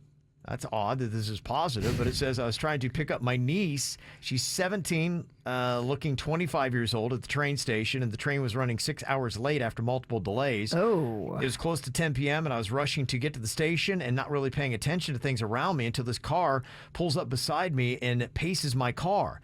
I was downtown at 10 p.m. on a Monday night and was not about to turn to look who was sitting right next to me. So I stepped on the gas a little bit and the lights came on and he pulled me over in the train station. He was super understanding and I really expected a ticket or 3 and was ready to hand him my license, but he asked what I was driving like. I was, and I explained that the train was due at 4:45, and although the train left at 6:25 from Tampa, they arrived at late. So shout out that he just gave me a warning. And then he planted a Choco Taco in your car. Oh, you can pull me over anytime if you're going to give me a Choco Taco. That would be a cool thing. Yeah. Instead of a ticket, you get a delicious Choco Taco. And we have a proud moment, the IKF Championship in Orlando. My son Antonio participated, won his first fight in the 125-pound weight class. So congratulations to him. That's from Jody, a.k.a. Chili. Okay. So there he is, kicking butt. I wonder how long it would take for him to knock me out. Less than 5 seconds? Yeah, probably. Yeah. I mean, we could put it to the test. Yeah, let's get him in here. Mm-hmm. What are you doing in like 20 minutes? Yeah. Give me a day. Let's do this on Tuesday. All right, well, thank you for the positive way of starting a Monday. You can always get us your column outs. Send them to us in advance. Mail at kvjshow.com. It's the KVJ Dirt of the Day. It's the KVJ Dirt of the Day. Virginia, take it away. Cause you know we need that Dirt of the Day. Well, everybody remembers Kelis, right? My milkshake brings all the boys to the yard. I've always had a crush on her. Oh. And then I saw this interview and I go, damn, I like me some Kelis. Would you go to the yard? You're one of the boys. Oh, I would love to. There for her milkshake. I would love to taste the milkshake. Oh, you would, huh? Okay. Oh, yeah. Get it, Big Daddy. So, Kelis is not happy with Beyonce and Pharrell. Lots of accusations of stuff like sampling songs and not getting paid and all kinds of stuff because I think like Pharrell's even been very vocal about, artists need to be paid for what they do. And she's like, well, you need to pay me. Yeah, she's calling him out, and I don't know the history, but I believe they have history with one another. I'm not sure what it is, but they got something going on, and she seems very upset, and she's calling him out. She's calling out Beyonce, saying you should have at least talked to me. Interesting. Yeah. Mm-hmm. Here's a little bit of the commentary. So we've got Pharrell, who did an interview, I think last year, talking about artists' rights and how people should be able to rework their deals and artists should be getting credit for what they've done and all this stuff. Where in reality, when I was signed to him, I had the same manager that he had, and he has writing credits on my records, okay, all my singles, coincidentally, and he never wrote a song, a lyric a day in his life, okay? And so, yeah, that's a problem. Oh. Okay. Oh. All right. Oh, she not done yet, Virginia. Good. Get him, girl. She's mad. We've got Beyonce, who, like I said, out of human decency and artistry and female, all of the stuff she sings about, all this empowerment and stuff, I don't talk about it, I am about it, okay? So the reality is, all of this female empowerment stuff, it only counts if you really do it. If you're really living it and walking the walk. Don't just talk the talk. It's real cute and fun to sing all these girls' songs. Like, come on now. Let's be real, all right? Okay. From what I understand, the deep dive that I did over the weekend, Kelis feels like she's done some good stuff. She's really good and hasn't got her just due. Yeah, she's got the milkshake song, and some people really stand out for her, but she should be bigger than what she is, and she's annoyed that this is happening. Look, I mean, everybody in music thinks they should be bigger than what they are. Including the value meal killer and the snack pack. No, that's one group I'll get behind. No, we're content with bringing it down at Crawfish Festival. No, you need to blow up. Global tour, let's go. Mm-hmm. Shakira, your girl that we love, appears to be heading to trial in this tax fraud case. Now, Spanish prosecutors are saying that Shakira didn't pay taxes, about 15 million bucks in taxes between the years 2012 and 2014. They want not just their money, which I guess she says that she's paid. They want her to face prison time. No trial date has been set yet, but the prosecutors are looking at trying to lock her up for 8 years and then charging a bunch of back interest and all this extra money. And like, whoa. Leave Shakira alone. Isn't she having a rough enough week? Well, week, year, whatever. Her husband has been cheating on her. That's fallen apart. Her father's been sick. She's been dealing with that. I mean, just one thing after another. And then this, I mean, the threat of 8 years in prison. Y'all trying to break Shakira? That would be a lot. I mean, imagine going through all that at one time. It would be a lot. That is a lot to handle. Well, unsealed court documents now show what was happening right before Amber Heard and Johnny Depp went to trial. And it's fascinating because Amber's legal team was like, look, we don't think you should go to trial. We don't feel good about it. Why don't you take this payout? Apparently, she could have got somewhere around 10 to 15 million from Johnny Depp as a payout to make this whole thing go away and not have to go through a whole court battle. But she was like, no, I want the court battle. I want to make this now all about the money. And then that's why she did the court battle and made it all about the money. Instead of owing Johnny $8.3 million, she could have walked away with over $10 million if she would have just taken the settlement that Johnny and his lawyers wanted to give her. My favorite thing, it seems 2 days, there's a new hashtag trending on Twitter, and currently right now, hashtag Amber Heard is a monster. It's always Amber Heard did this, or it's something terrible. And that's what's going on in your dirt.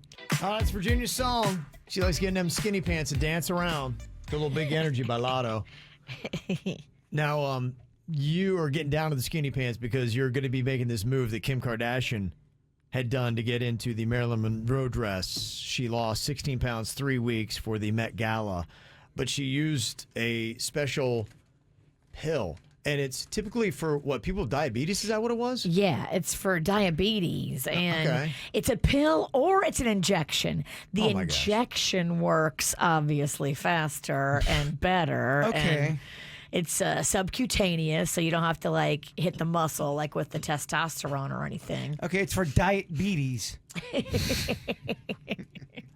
So people have been raving about this, and people would text in. One person said, look, if your insurance doesn't cover it, it's going to be over $1,400 for one pen, and one pen will last 3 to 4 weeks depending upon the dose, it says here in a text.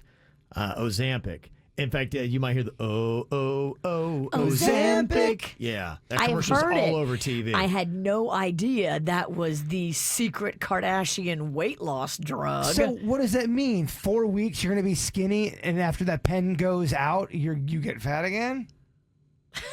I don't know.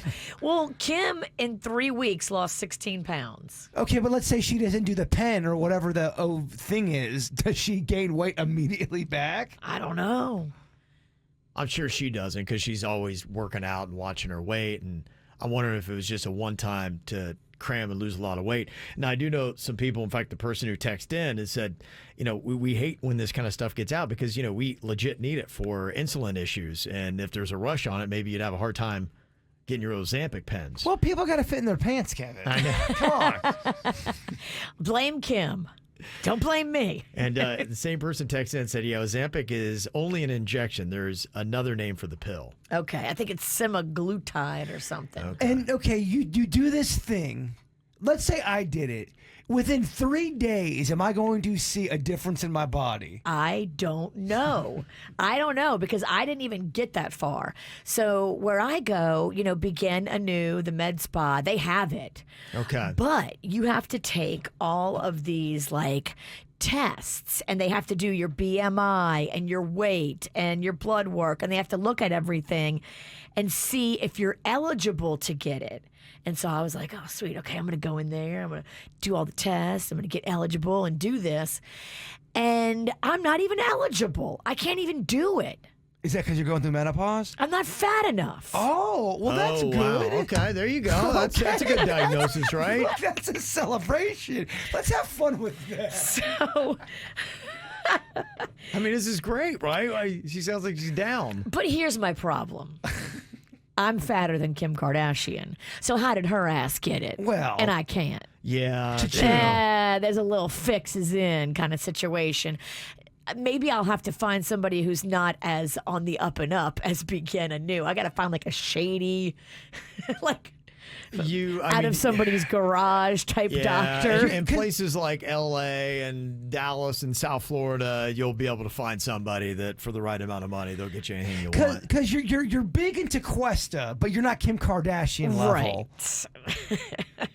I'm not big enough. Yeah. So do you continue your pursuit of this? I don't know, Or are you because cutting in? I really would like to try it, but I also don't want to go against the medical community that's telling me that I shouldn't do it because my BMI, that's what they look at, your BMI. And it's supposed to be at a certain number. I think 27, and mine is 24. Okay, so here's my question. They say you're not heavy enough. What is it you're trying to fix? What are you running from? Well, first of all, I'm not running. What's the issue here? A fast walk. What don't you like? I put on a few pounds. Okay, a few pounds. I know, right? That's not that. A few pounds, that's vanity talk. Yeah. 12 pounds. 12 pounds is a few. 15 maybe. 15, you can, first of all, you're not 15 pounds overweight. No. Second of all, you could easily lose the weight you want to do. I know, but I want to do the fancy Kim Kardashian one that requires no effort, no dieting, Right. no extra exercise. Just stick me with a needle and let's party. I mean, from It's the American way. By the time you're doing all these tests, you could have already lost the weight on your own. Yeah, that makes too much sense, Jaybird. Stop making sense. Stop talking rational. What is it that you're eating, in your opinion, that is making you gain weight? And I don't think you're gaining weight. I'm just asking. Most of the time, I'm good. But, I do like to cheat. I like to have fun on the weekends. I like to drink, and that's not helpful. So it's the drinking or is it the food? All of it. What is a bigger problem? Oh. It's the drinking. Come on, let's be honest. I don't know. I cheat. I cheat on my diet. I Well- don't stay where I should. When I you should be- drink, you get bad. Yes. They go hand in hand, Kevin. It's really not fair. Nothing more fun than having a mean buzz and then eating a pizza. You ever have a couple of drinks and you kind of, it's the whole Coyote Ugly, like, oh man, I really wish I wouldn't have hooked up. I wasn't feeling it, but I was drinking and I had the beer goggles on. The same thing happens with food. I know. You could have beer goggles with food and then wake up in the next morning looking at the wrapper going, oh my gosh, I can't believe I slept with that I can't food. believe I ate all that cheese in bed. Oh, yeah, there's all the wrappers. And there's a Kraft Singles slice stuck to my thigh. I just had a one-night stand with a cheesecake, and now the package is stuck to my ass. Yeah, Panda gave me the most delicious cheesecake for my birthday. Yeah, that's and tough. I polished off about half of it by myself. And then you wake up the next morning, what have I done? Yeah.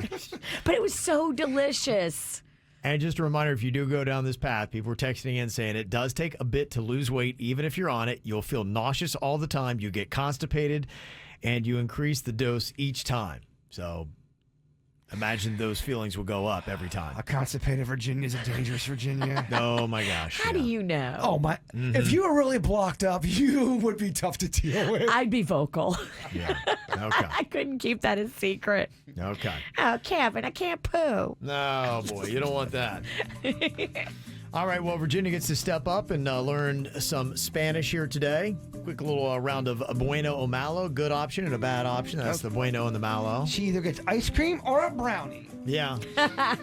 She always gets the good stuff. We go easy on Virginia. Did you bring me lemon juice again? Yeah.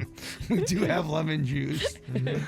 Evelyn is in here. She's got two different options for you. One of them is good. One of them is bad. Good Virginia. morning. How are you? Okay, let's turn the microphone there towards your face, and let's hear option number one in Bueno o Malo. Okay. Esta es una pasta que le pondrías a un pastel. El color es malo, pero el sabor no lo es. Okay. What do you think about that, Virginia? I thought I heard pasta. Okay. All right, yeah, pasta. Yeah, how do you feel about pasta? That's one of the reasons why I've gained weight. That's why she needs the Kardashian poison. If I loved Okay. salad like I love pasta, we wouldn't be here. All right, so pasta stood out to you in that. Okay. Let's hear option number two, Evelyn. Esta es una pasta que usarías para limpiarte los dientes, pero no quieres comerla aunque puedes. That one had pasta in it too. Okay, so you got two choices of pasta. And is that what that means though in Espanol? Pasta does pasta This mean pasta pasta? just translates just to pasta. Yeah, it's pasta. Yeah, it's pasta. I don't know. I don't know either. Okay, we'll give you one more trip on this before you choose which option, 1 or 2, you want. What is option 1 again, Evelyn? Esta es una pasta que le pondrías a un pastel. El color es malo, pero el sabor no lo es. Okay, any other words other than pasta stand out, Virginia, since pasta's in both options? Malo. That's Okay. bad, right? Yeah. Or is it the name of somebody, Milo? I don't know. Doesn't he make an iced tea? I don't know. Okay, and then option 2 one more time. Esta es una pasta que usarías para limpiarte los dientes, pero no quieres comerla aunque puedes. Search your feelings. Which one feels wrong? I have no idea. You have no idea. This is quite literally a shot in the dark. I don't think we're getting better. We're not getting I better. don't think I'm learning. Well, you're picking up a word here or there. Maybe you know, you quiz might us- be surprised. Quiz us maybe on Friday to see a pop quiz or something. I don't know. I think we're getting worse. Well, you're going to learn the word pasta after this. What that Okay, is. all You're going right. to find out what pasta is. And then because of the title, you heard another keyword in option 1, Virginia. Malo. Milo. So out of the two, which one do you feel better about? We need to strap her up with the blindfold and get Okay. ready for her choice here. Bueno o malo. All right, just I guess give me number 1. Uno, Chico. Uno Chica. Okay, so you want to go with the one where you heard pasta and malo in it. That's what you want. Option 1. I guess. Kevin, I have either one. It could be. It doesn't like I won't know the difference. Okay, Denny's is holding up the 2 spoons that he got. One with one with the other. One is bueno, one is malo. She chose option 1. Denny's, give it to Virginia. What did she get?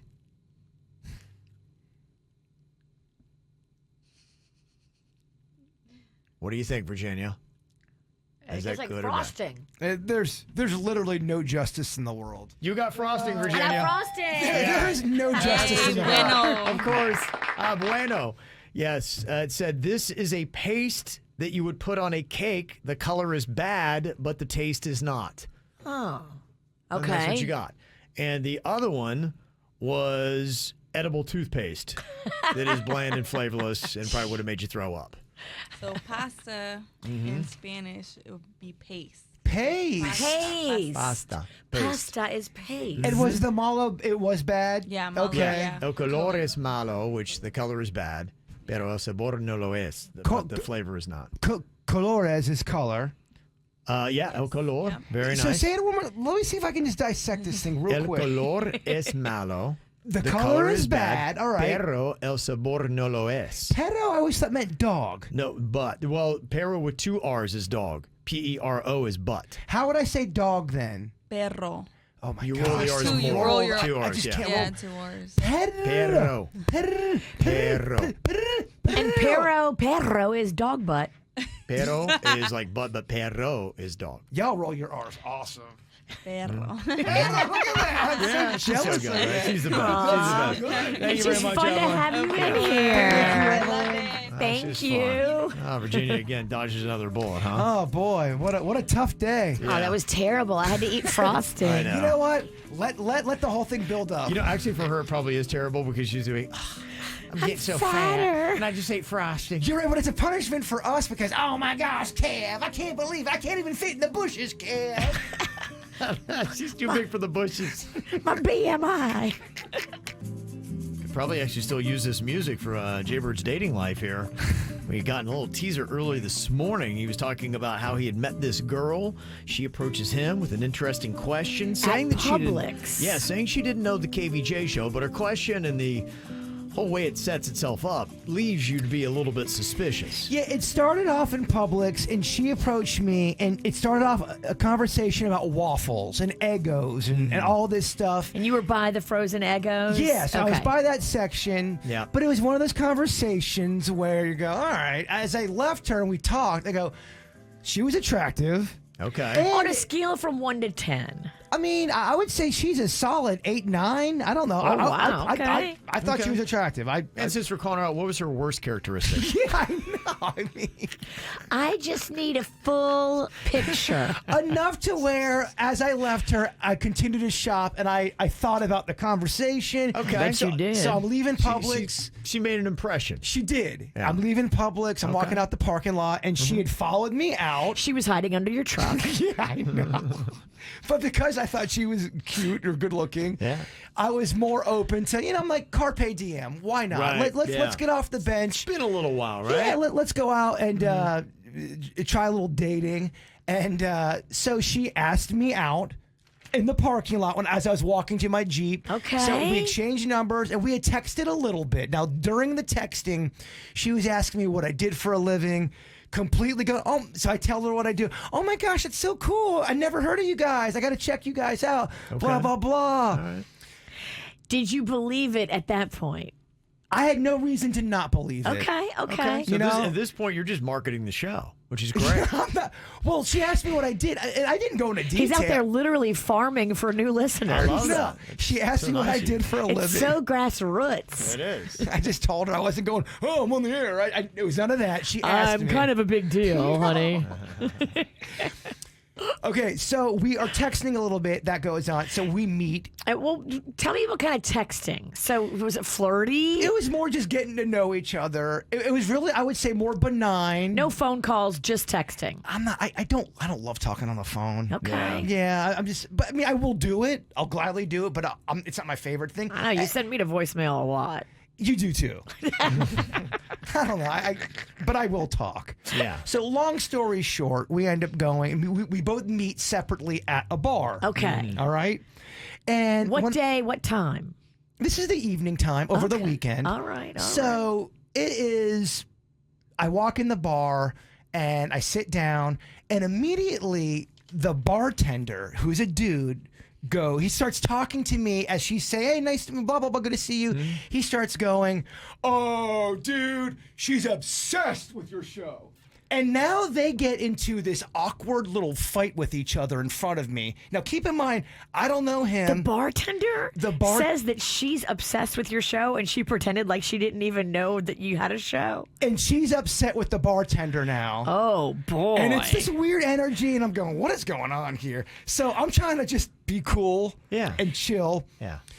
And me and the girl are talking. Did she pick the place or you picked the place? I picked the place. And she knew the bartender? Well, no, we both picked the place together. We were talking. We were going to go to one place, and she said, why don't we go here? Because I had said, I'll just tell you where it was at. It was at it rhymes with Muffy's. Okay. So we were talking, Duffy's? and she goes, what kind of places do you like to go? And I had named a few, and she had named a few. So we both kind of talked to and she kept talking about Duffy's. So I'm like, all right, we'll just go to Duffy's. It was perfect. So it was more of a mutual thing. Okay. And she might have even brought it up, actually. Gotcha. And it was perfect. So I'm like, it's perfect. So we meet each other at a Duffy's, and the bartender's interjecting oddly. Now, not only is he talking about how there is, she's a big fan of the show, he's starting to say all kind of weird things and interject with everything we're talking about. This guy is in a conversation about everything, and I thought that was odd. Doesn't he have other customers?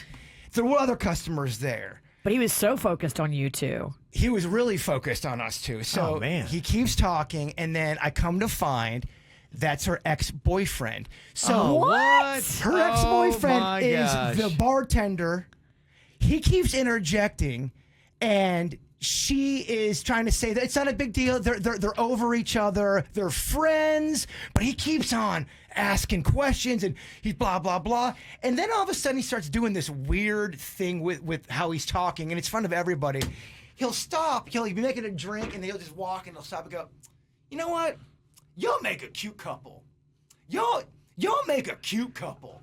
Y'all make a weird energy. It's almost like an aggressive energy. He was being really positive in the beginning. Really positive. What have you gotten yourself into? That's what I'm thinking. This is bizarre. Why would this girl agree to go to a place where she knows her ex-boyfriend is the bartender?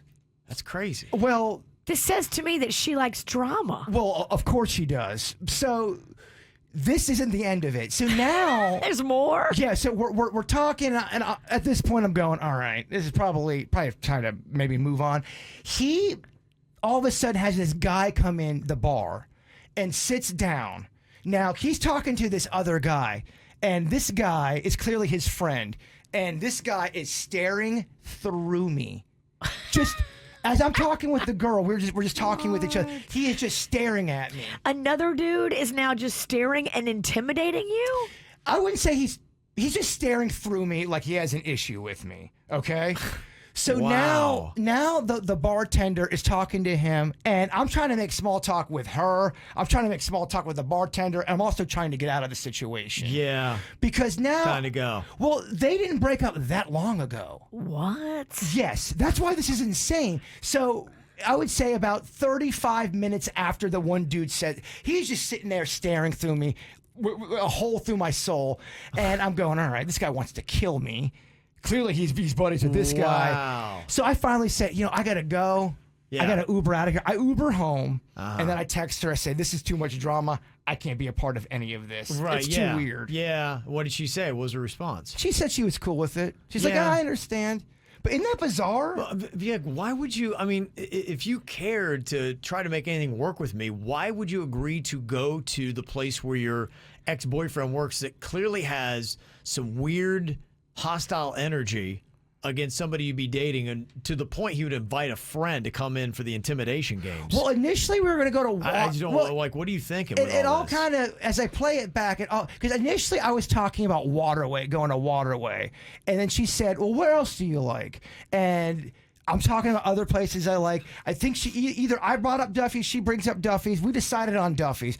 I wonder if the whole plan was to get me to go to Duffy's to make her ex-boyfriend jealous. Oh, okay. What do you think? That's the only thing that makes sense, because otherwise, if she really cared about having anything successful with you, what a terrible launch to take you to the place where her ex-boyfriend is the bartender. That makes a lot more sense. So at Publix, she knew what was going on. I think at Publix she saw you and she was like, "Oh, that's Jason. I've seen him." If in fact she's obsessed with the show, like her ex-boyfriend said. It was weird, man. I think she definitely was trying to do that to make him jealous. A hot girl can trick you, dude. Wow. Yeah, I think she tricked you. Yeah, she well- knew the show. Well, and she's letting that probably was a point of contention with her and her boyfriend, because he knew how much she liked the show. So Obsessed. for her to then show up with the guy on the show, be like, "Yeah, look who I moved on with." Yeah. Yeah, That's You're a power piece That's in this it. whole chess That's game. it. Uncle Marv says, Wow. KVJ poll, did she do this to make her ex-boyfriend jealous? It Yeah, she feels like did. she did. I don't know, man. But she kept on saying, "Oh no, we're friends. He's cool with this. We're not like that." That after he had said about she's obsessed with the show, blah blah blah. Yeah. Then it kind of unraveled a little bit. Yep. It was odd. He could show us cool for a minute, but then after a while, he got passive aggressive. And he just kept going, y'all make a real cute couple. He called, and then he texted his buddy. I think that's what happened. Absolutely. Y'all make a real cute couple. He kept just Absolutely. saying that. Jeez, man. That's so crazy. That is so no wonder you bizarre. don't date, man. I know. I don't blame you. That's nuts. Maybe you should start dating men. I don't know if girls are working out. Oh, yeah. He's not going to get any drama there, Virginia. Well, Mike goes, we need to teach you the single ways of hooking up. This is part of dating. You meet It's a people. dance. It's a dance. Yeah. I've been out of the game for a minute. Okay. I don't know, dog. Yeah. I don't know. Well, Jaybird telling us about his very interesting date from over the weekend. Did not go ultimately too well when the girl took him to a bar where ex-boyfriend is the bartender. It's so bizarre. Yeah. So, again, Jaybird will be celebrating National Girlfriend Day alone. She swears they're just friends, Kevin. Just friends, And yeah. he's not mad or anything. Yeah. This cat was not happy. You shouldn't even be there. That does not need to be where your first date ever is, when her ex-boyfriend is the bartender. And that right there tells me she's bat poop crazy. Yeah, some people are saying, why would you sit at the bar for a first date? I kind of like sitting at a bar. I think it's kind of a fun thing. You kind of get to know the person, and I wanted to keep it somewhat casual because I didn't know her. And it's where we feel comfortable. It is where I it feel is, comfortable. Yeah. Queen and I, we always sit at the bar. Yeah, I love Yeah. it. I think it's fun. There's more going on over there. You got more stuff to look at. I figured. Yeah, you do. I figured you could talk about stuff if the conversation dries up. Oh, look at that guy. Oh my gosh, he's drinking so much. You're looking in a mirror. Okay, so what we got here is we're going to be doing inventory on just what Jaybird has in his place. How many does Bird have? We'll see who knows him better, Virginia or Denny's. Okay, over, under on this. What do you think Jaybird has more of when it comes to pirate spoons? I mean, I really want to get my hands on these pirate spoons. Etsy's a beautiful thing. Keep that in mind. Do they have a pirate face on them, or do they have treasure in them? Bro, we're talking pirate face in the middle of the spoon, and they're wooden. Whoa. Okay, so Yeah. we'll put the number at 9. Is the actual number over or under 9? Not hygienic. No, they're more decor, I would say. What do you think? Over or under? 9. Mm-hmm. I'm gonna go over. Gonna go over. What do you think, Denny's? I'm gonna go under. Gonna go under? Trying to think how many pirates could be featured on these things. Maybe they're the replicas, Denny's. Mm-hmm. Denny's is correct. Actual number 6. 6. Half Yeah. a dozen. That feels right. You can buy a lot of weird stuff on Etsy. When I come over next time, it's gonna be 5. I'll order you. I'm snatching one. I'll order you some, but the lady that makes them, it takes 6 months to make. Yeah, I know, man. I What, ordered does them. she whittle them by hand? I ordered them in January, and I just got them. Girl, you better pick up your pace. Okay, what about food wallets? How many does Jaybird have? I'll put the number at 3. Do you think the actual number is over or under 3, Denny's? I think he's got more than 3 food wallets.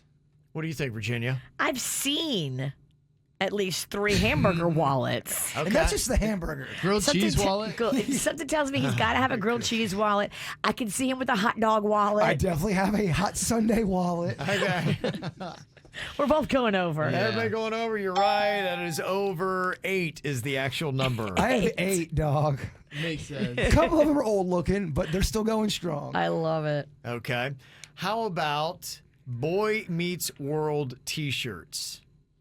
I'll set the number at 6. Do you think the actual number is over or under 6, Virginia? He loves Boy Meets World. Yeah, he does. Mr. Feeney. I've never seen one episode. If the boy who meets the world walked in here, I would not even know him. You are way too old for that.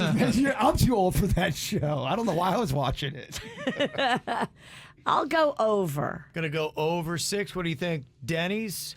I'm gonna go under. I'm just thinking how many cast members. Okay. Even if you had everyone featured. Actual number is 4. It is under. Nice, Denny's. Denny's, Nice. you acing it. You get a knows it. Feeney, you get a Topanga, Ben Savage, you get a Ryder Strong. Sean Hunter. Denny's is perfect so far. I like how he showed up Boy Meets World knowledge. Yeah. He's flexing. Okay, what do you think on how many Jaybird has? Vintage Karate Kid figurines. I'll put the number at 17. Does he have more or less than 17, Denny's? I bet he's got more. I've seen the displays. There's one hallway that features them pretty predominantly, but I know you pepper them throughout the house as well. That hallway is under construction. My main okay. my main house project right now is the Karate Kid wall. Oh, whoa. And it's not It's even like a wing. It's not even. It's like a wing. It's like a Yeah, Hall of Fame wing. the It gets wing, its yeah. own section. Okay. And I went in. I went big on this wall. Okay, I going big. did. I did. I really invested. What do you think, Virginia? Is the actual number over or under 17? I think it's got to be over. Yeah, I think so too. It's just got to be. Okay, over is correct. Over and still counting, baby. I figured. It's There's still 23. Oh. 23 vintage Karate Kid figurines. And if you ask me next week, that might be more. Yeah. Okay, what do you think about with driver's licenses?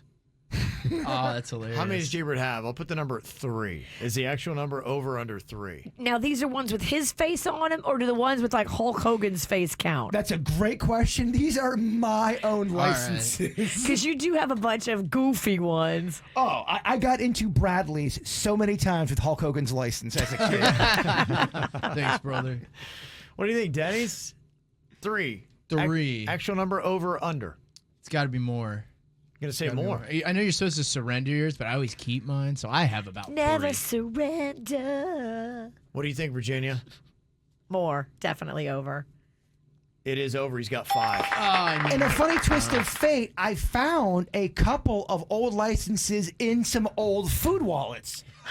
And we become, it's full circle again. Full circle. Look at this. All comes together. They do say it's illegal, though. I have so many licenses, right? I'm a license I mean, rich. who's policing that? I Right? don't. What a victimless crime. I agree. I'm going to send them over to your house today.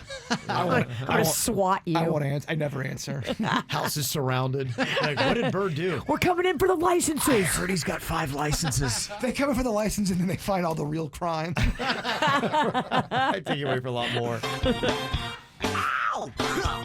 There's a lot of dumbass criminals to talk about, baby. It's the whacked out news. People breaking the law. Ha ha, fighting in the nude. Ha, drunk people pooping in the street. Ha ha, it's the whacked out news. So many people on meth. Ow! Well, if you didn't know, you can't have marijuana FedEx to your house. Don't know if you knew that. I didn't. There's a Palm Beach County man that found out the hard way after receiving a box with 11.2 pounds of marijuana in it through FedEx. The label said the sender was from Santa Rosa, California, and it was being delivered to Omar. The parcel was seized, and an undercover controlled delivery of the package was set up at the home of Omar Johnson. An undercover agent delivered the package to the front door of the residence, and about an hour later, Omar opened the door, retrieved the parcel, and brought it inside. That's when they came rushing in. They entered the home, and they found that they had a lot of marijuana in there. That package contained 10 heat-sealed bags of weed, but then once inside the home, they found more bags of marijuana that tested positive for THC. They say the total package weight of marijuana seized during the investigation was 44.8 pounds. He had a good bit of it, and he faces a charge of trafficking marijuana. He's currently chilling at the Palm Beach County Jail. So just so you know, like they will, if you ever wondered, can you mail weed? It will go through, and they'll look at a suspicious package, and they probably have drug-sniffing dogs or ways to detect it, and they're like, this box smells like weed, y'all. But with that said, people do mail weed and it goes undetected. Yeah, it's Not a that I know- chance. Not It's that a I know gamble. anything about that. Well, this guy probably been doing it. It's probably wasn't his first time. You can't mail too large of weight.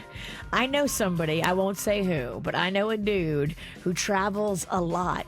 And what he does, on the day he's supposed to arrive at a hotel, he's already ahead of time shipped himself some contraband. And this is for his own recreational purposes. Own recreational purposes, nothing to do with trafficking at all.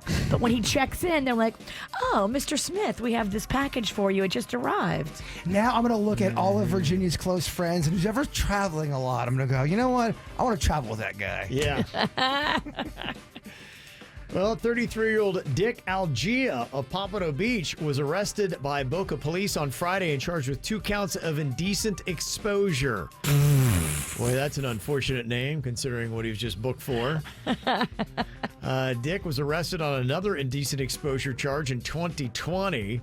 They say that he was gratifying himself in his pickup truck in an undisclosed location within the city of Boca Raton. So Yeah, you can't do that. I know, Boca gets us all in the mood. this is kind of his act. There's a woman that chased down a man who flashed her while she was shopping inside a Walmart in Jacksonville. She said the man was outside smoking when she first arrived at the store, and then a few minutes later, he followed her to the kids section, pulled his pants down, and started flogging the dolphin. It just feels dirtier in the kids In the section. kids section? It does. The guy ran out of the store when she confronted him, and she later met up with her husband, and they found the guy walking down the road, but he ran off when the husband tried to chase him. The woman called the police and gave them a video she recorded. She was screaming pervert to the guy, but he hasn't been arrested at this time. See, you can't give him a tip. You know, your husband's about ready to pounce on this guy, and you're going, pervert! I mean, he's like, uh-oh. She had long enough to video him? Yeah, she followed him out and then started videoing him, and she's following him down the street, and he's walking. But then where she blew it was she rolls down the window. She's like, pervert! And he's like, oh, crap. And he takes off running, and her husband's like, thanks. You know, gives the guy a head start, and couldn't catch him. You gotta be careful when you start calling someone a pervert. Things might go askew. Get your attention, yeah. A dentist in Pensacola has been arrested for the 4th time in the last 2 months for touching female patients inappropriately. Oh, my gosh. How's it keep going back? Yeah, why are we letting this guy still practice dentistry. The Florida Department of Health has filed an emergency order prohibiting the man from practicing dentistry now on female patients. Yeah. It took a while.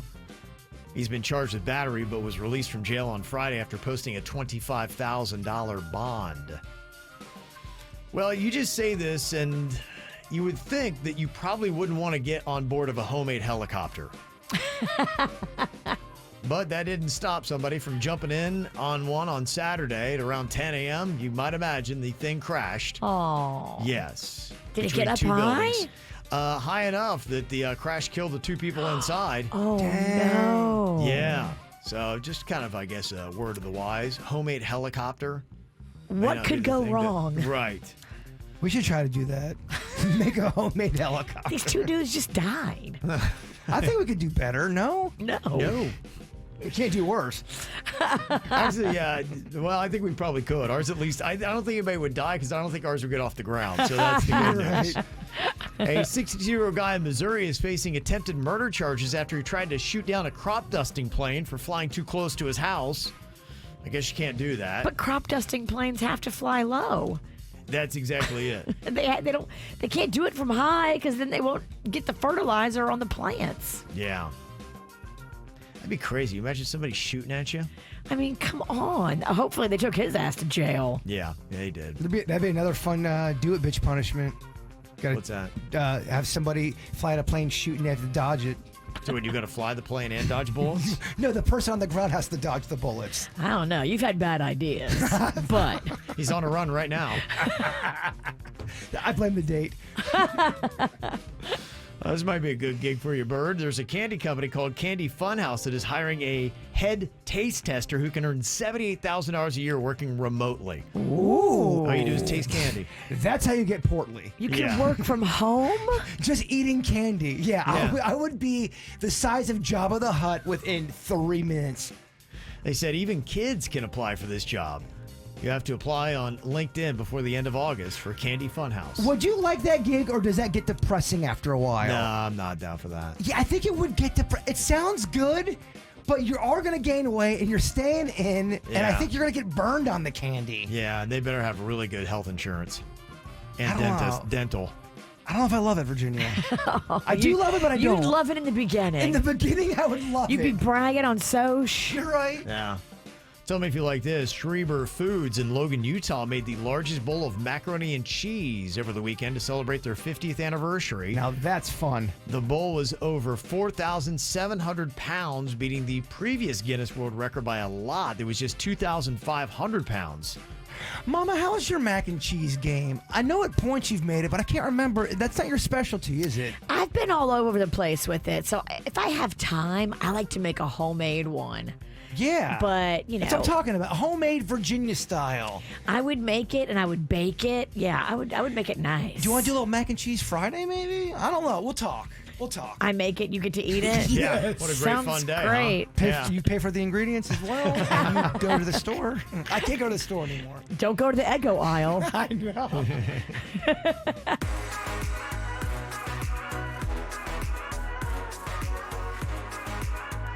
So what is the ruling on this legally? Got an email here, mail@kvjshow.com. It says, my neighbor is making videos of my wife. In the email, it says, my creepy neighbor is not hiding the fact that he is using his phone to record videos of my wife. Just yesterday, he was making a video of her washing her car in our driveway. She came in to get me to make him stop, and I went over there and I told him, hey, stop recording. And he told me that he can do what he wants on his property and that I was trespassing. Well, the last thing I need is a legal issue here, so I backed down and my wife just went inside. I told my friend about it, and he said that there wasn't really anything that I could do. Really? We've only been in our house for 6 months, and we don't want to move, especially the way the housing market still is. We were lucky to get what we have. So this guy is clearly off his rocker, but he's hard to ignore. Can anyone help me before I seriously hurt him? Can you grow some bushes? Grow some bushes. Plant some bushes. Get in the bushes. Watch some Netflix. Yeah, that would be really, really annoying. But I don't know if you can do anything. Yeah, if you're outside in the yard, there's no, like, promise of privacy. You're outside. And he's not trespassing. He's just being a D. Right. Which is awful. That would be so annoying. That's what's annoying about some of these laws where you can film people and be the biggest jerk, right? And they can't do anything about it. Yeah. There was that one case where there was this 12-year-old girl dancing on the street for everybody, and he was filming her butt. It was clear that he was doing it. People were calling him out. They're yelling at him. They're trying to fight him. Right. The police said there's nothing you can do about it. Really? And he clearly was doing it. Yeah, it's pretty unreal when you get in these kind of situations, but I guess it can definitely happen. So, is his buddy right saying, yeah, unfortunately, there's just nothing you can do about it. If he's there, he is allowed to go ahead and post up whatever he wants. Just let your husband take the car to the car wash for you. You don't be out there because he can't help himself. You have a nasty neighbor, so you just gotta not entice his. He had said that there have been other instances where it happened too. One time his wife was just going across the street to get their mail, and he was recording her. And so other times he's done it. This isn't the first time. Who knows what he's doing when he records those videos. And it's an odd thing if you're not used to being filmed. What will happen is you'll get defensive, and now you are defensive on film. And that sucks because you can manipulate that in any way you want to. Somebody said, yeah, our neighbor videos us too. My daughters, friends, etc. If he's on a public road, street, he can do it. So, yeah, I guess unfortunately there's nothing you can do, and just realize that if she's going to go out there and wash her car, the creepy neighbor's likely going to come out and on his property make a video of her washing the car, and I guess he can do whatever he wants with it. And there's a big movement, too, on the other end of people who are defending and standing behind. Look, you're in public. I can film you as much as I want. Even if you're uncomfortable, they're standing by that because it's the law and it's the right. Even if they're being a douche. And you know how some people are. They're going to be a douche to make a point.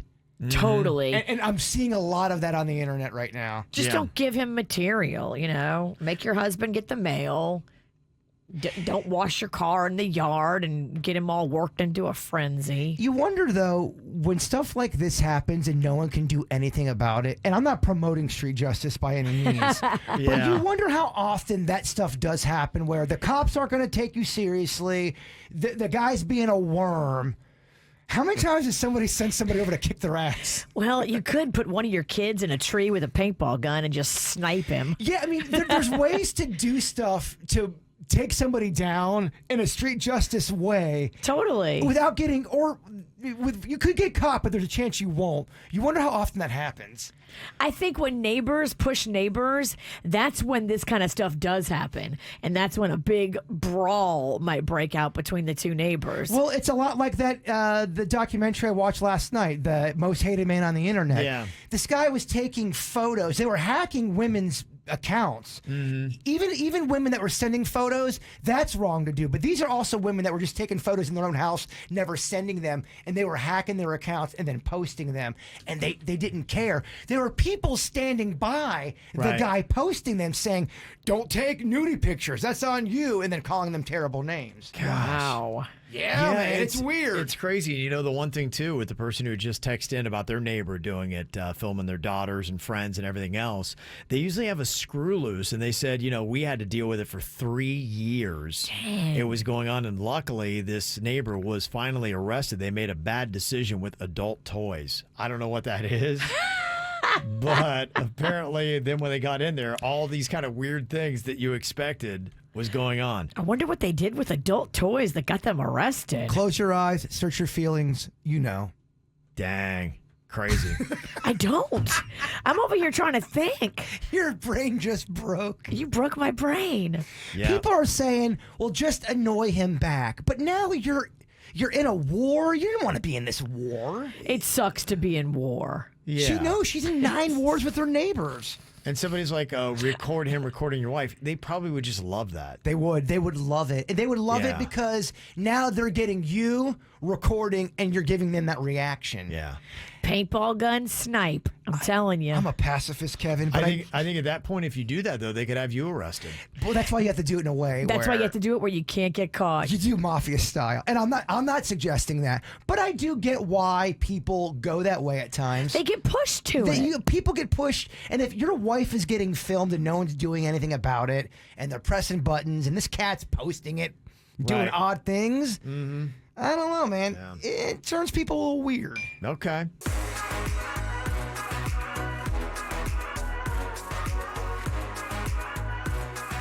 Well, we just heard about a weird neighbor that was filming this guy's wife while she was washing the car. And unfortunately, if your neighbor comes out with their camera phone and they want to do that, I guess there's not a lot you can do to prevent it. If I was washing my car out in my front yard, my neighbor started filming me, I'm going to give them one hell of a show. Oh, we know. It's going to be too hot for the internet. Honestly, the fun thing for him to do, he should come out in a thong himself. Yes. And right beside his wife, just, he should take over. You're right. But I think you are dealing with a weirdo and a psycho. And when you start dealing with that, you just don't know how they're going to react. Right. Just be prepared to go to weird war. It's hard to out-weird the weird. It is. Yeah. Well, neighbors can be weird, and we always love these stories that we get from this whenever we post it up on the KVJ Show Facebook page. What is the weird thing that you've seen your neighbor do? And Jaybird, you just saw your neighbor doing something a little bit off. Well, there's a few neighbors that really take a lot of pride in their lawn, and I respect that. There's one guy that he's on his ground cutting. There's a lot of scissor cutting in my area, and there's this one guy who got on the ground, and I'm taking my walk with my headphones, and I'm looking at him. He squats down. He's cutting his grass. He's talking to himself, and then he's starting to taste his own grass, his own lawn. He's tasting it. It's like as if oh, it's a good year of the grass. As if it was wine. And I kept walking and go, that was odd. Yeah, just one of the weird things I see my neighbor does. Why would you do that? I don't know. That's weird. Yeah, is it though? I've eaten grass before. I'm not surprised. I mean, tell the guy, look, that's where that neighborhood dogs pee. Well, it's his own lawn. I know, but eating grass feels weird. Yeah. I agree. I wouldn't say he was digesting it. He's putting it in his mouth. Tasting it. Yeah, I don't know why you would taste it. I mean, I get, maybe, and I've, when we asked this about the weird thing your neighbors have done, apparently a lot of people cut their grass with scissors. Yeah, he uses scissors, and I wonder too if he's so in his lawn, he's so into it, he's doing experiments with it. He's like, oh, this tastes like a chef almost. Oh, this is good. That's bad. This is good. Tasty grass? I don't know, dog. It's one of those things where I wanted to ask him questions and get the answer down to it. I want to know too. I do too. I really want to know. Yeah, that is kind of fascinating. So we're talking about the weird things that you have seen your neighbor do on the KVJ Show Facebook page, and we got a lot of interesting answers, and a lot of them had to go with odd lawn work and things like that. It was a lot of lawn stuff, so I'm not in the rarity here in my neighborhood. You had Alicia, Jennifer telling stories about neighbors that would vacuum up fallen leaves or things like that with a shop vac. Jennifer, their neighbor used an upright plugged-in vacuum out there. They're not using a leaf blower or rake or anything like that. They're actually, with a vacuum, just sweeping everything up. Jennifer said, too, the same neighbor who vacuumed the sidewalk also had a horse eating/trimming the hedge between our properties one day.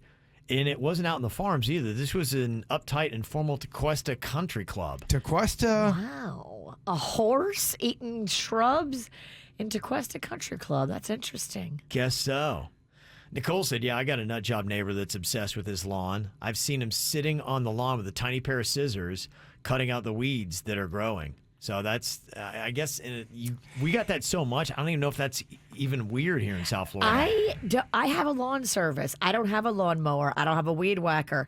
I have scissors, and I have been out in my lawn before with the scissors because if they miss a spot, I want to get it. Because if I look at the lawn, it's all I can see is the one spot they missed. Yeah, Panchita in the chat room has a great point. She goes, the guy that I saw, he could have been cutting, because I was walking a distance away. I mean, not that far. He could have been eating herbs, maybe. Maybe he had something there. He's growing herbs and he was tasting it. That would make sense than him just eating his grass. Yeah. All right. Probably. Okay. Do I still knock on his door and ask him, hey, why are you eating your grass? Can I have some? Or maybe he just likes eating his grass. I don't know. Emma said the weird thing that she saw her neighbor do, they were taking a bath with bar soap in a kiddie pool in their front yard. I love it. I grew up with a kid. His dad would always take backyard showers. There is something freeing There is. about an outdoor shower. It is magical. It really is. I do love it. That did pop up a couple times, too, in the comments section. Nicole said, my neighbor was mad at the HOA and wrote them a letter on her garage door in black spray paint. That's fun. That's a good read right there. That's so ballsy. It's so ballsy. And she also had tinfoil curtains. Yeah, Wow, okay. there's a personality. It's a look. Dana said the weird thing my neighbor was doing, I saw her shaving her lady bush on her back patio while she was also trimming her dogs. I saw that comment and could not stop laughing. How about that, huh? Her dogs and her bush. In her defense, the lighting is better outside. But she's doing it with the dog hair and her. Well, she's only got one trimmer, brah. Times are tough. Are the dogs like, could you sanitize that thing first? I know. I didn't know dogs and cats got along so well. The dog probably loves it. Definitely loves it. And a weird thing you've seen your neighbor doing, Paulo said, I saw him pleasuring himself while holding a pigeon on a scaffolding in his backyard. Yeah, poor. And that's when you got to get the video out. And that poor pigeon. Pigeon doesn't want to see that. Oh, man, if that pigeon could talk.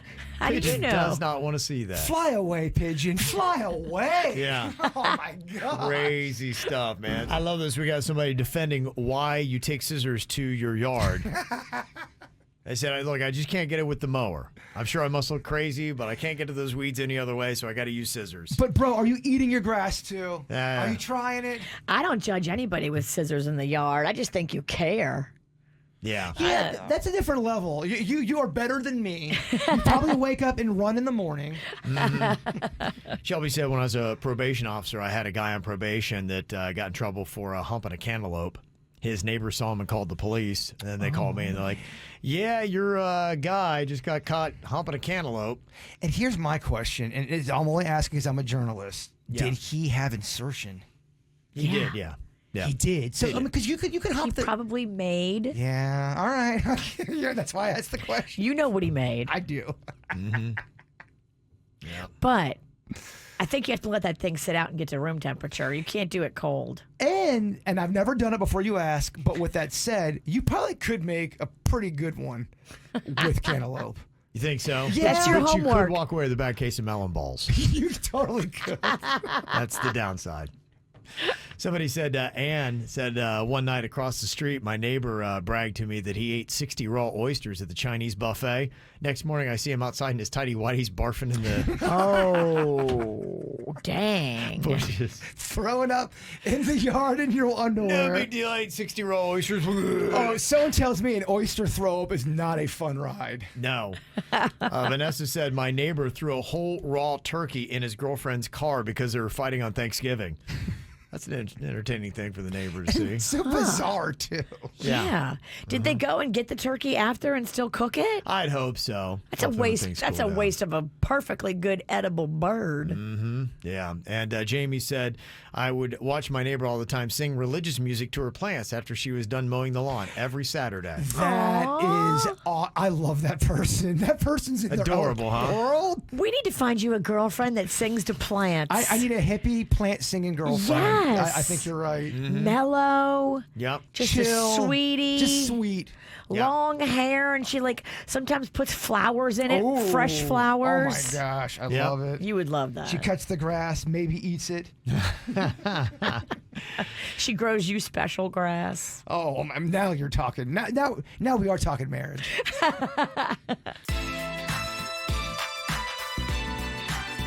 Well, Coolio is having a birthday today. He had a ton of hits back in the mid-'90s in hip-hop and been on a lot of reality shows since that. So we got a little round here of shot or not for you. Virginia, you were saying just a second ago that you do not think that Coolio has been shot. No, I don't. Sadly for Coolio, he has been shot. Dang, you're wrong, EO. Yeah. Oh, He grew how up many in- times? He's only been shot once, but he's been shot at 10 times. He got hit one time in the ribs, said he thought he was dead. Oh. It hit off the ground and ricocheted. That's the thing about bullets. They'll ricochet sometimes. And then you hear stories about someone gets shot. They don't even know they got shot. Yeah, I had that story in the Whacked Out News on Friday about the woman that had been shot in the head, had headaches, had no idea that she had even been shot. I mean, I'm aloof and I'm kind of in my own world, but I hope I would know I got shot. You think, right? I don't know, Kevin. There's only one way to find out. I mean, if we were at the Crazy Horse the last time that someone shot me, there's a really good chance I wouldn't have known until the next day. Yeah. What do you think about Pitbull? Is Pitbull been shot, Virginia? No. He's too soft, but he does have a cologne out. Yeah. I don't think Pitbull has taken gunfire. Pitbull has not taken gunfire. What about Megan Thee Stallion? Yes. Yeah. She Got shot has in the been foot. shot. I was going to say, yeah. I was going to say, you should know that one. Yeah, she Yeah. got shot in the foot. And the guy was a douche after. Total douche. Double downed on it. I hope he's in big trouble for that too, because he was shooting at her foot and yelling "dance." And then claims it's an accident. So if you ever accidentally shoot me in the foot, I'm expecting at least a pizza a week. At least one. Okay, what about Kodak Black? Shot or not? I feel like he's been shot. I think you had a story he was shot. Yeah, he's been shot. Yeah, he's been shot. Yeah, he's done the time. He's got everything you need. He's got all the street cred. What about Snoop Dogg? Shot or not? Think he's been shot, Virginia? Sing songs like "Murder Was the Case That They Gave Me." Do you think he's been shot? I don't think Snoop I don't think has he's been been shot. shot. No. I know he's around that world at one point, but I don't think he. Yeah, he's even up on murder charges at one point. I'm innocent. Yeah. Snoop Dogg has not been shot. Okay, we're doing good. Bow wow wow, yippee-yo, yippee-yay. Value Mill Killer has been shot by Virginia in the left nut with a paintball gun. That's right, yeah. Giving him street cred. You better warn the right one. I'm coming. It's weird though. The career went the other way, went down after that shot. It's no street cred on this show. Do you think that Drake has been shot? Drake? Drake. Hell no. I don't think so. Drake is way too soft. He got no street cred. They shot with a camera. He's Canadian, right? Yeah. They're so peaceful in Canada. Yeah. He's a Canadian rapper. They're not shooting Drake. Dog, he was on Degrassi. What about Lil Wayne? Shot or not? Yes, Lil Wayne. I think Lil Wayne was shot. Shot, yeah. Yeah. Okay, what about Travis Scott? Shot or not? I'm going to say no. Yeah. Not shot, yeah. No, not shot. Yeah. How about Timbaland? Yes. Timbaland has been shot. I was Nice, surprised okay. by that. And what about DMX? God rest his soul. I think he has been shot. He has not. Really? Which that was surprising that DMX had never been shot. Huh. He just seemed like he had the credibility. But He's just squirrely and just feels like he would have gotten into something no good. I never was into DMX. Oh, and that's rest in amazing. peace, DMX. I got into him as a mid 40s. I Yeah. love his music. he's great. I think he's so good. The Yeah. vocal quality, there's just Yeah. something, the unmistakable voice. Yeah. Yeah, he's got Really a was. great, fun voice. Great voice. Definitely will be missed. All right, we got the After the Show podcast on the way here in just a couple of minutes, about 10 minutes away. You can watch it live on YouTube, get anytime on demand, wherever you get your podcasts. It is very easy to find, including the WRMF app. We've got it set up there as well. So go and check it out. But before we do that, Jaybird's got to wrap it all up here with his thought for the day. What you got today, Bird? They have money for war, but they can't feed the poor. If you don't know me, Don't Judge Me. Yeah. Rest in peace, Tupac. Okay. Rappers, Right. shooting, Yeah. bringing it back. Oh, yeah. Tying it in. Yeah, together. Timely. Yeah. Look at you. Look at him. Look how he You does. doing this good on a Monday? Yeah, he's doing great on a Monday. It's crazy. Yeah, it's a good Monday. The KVJ Show on 97.9 WRMF.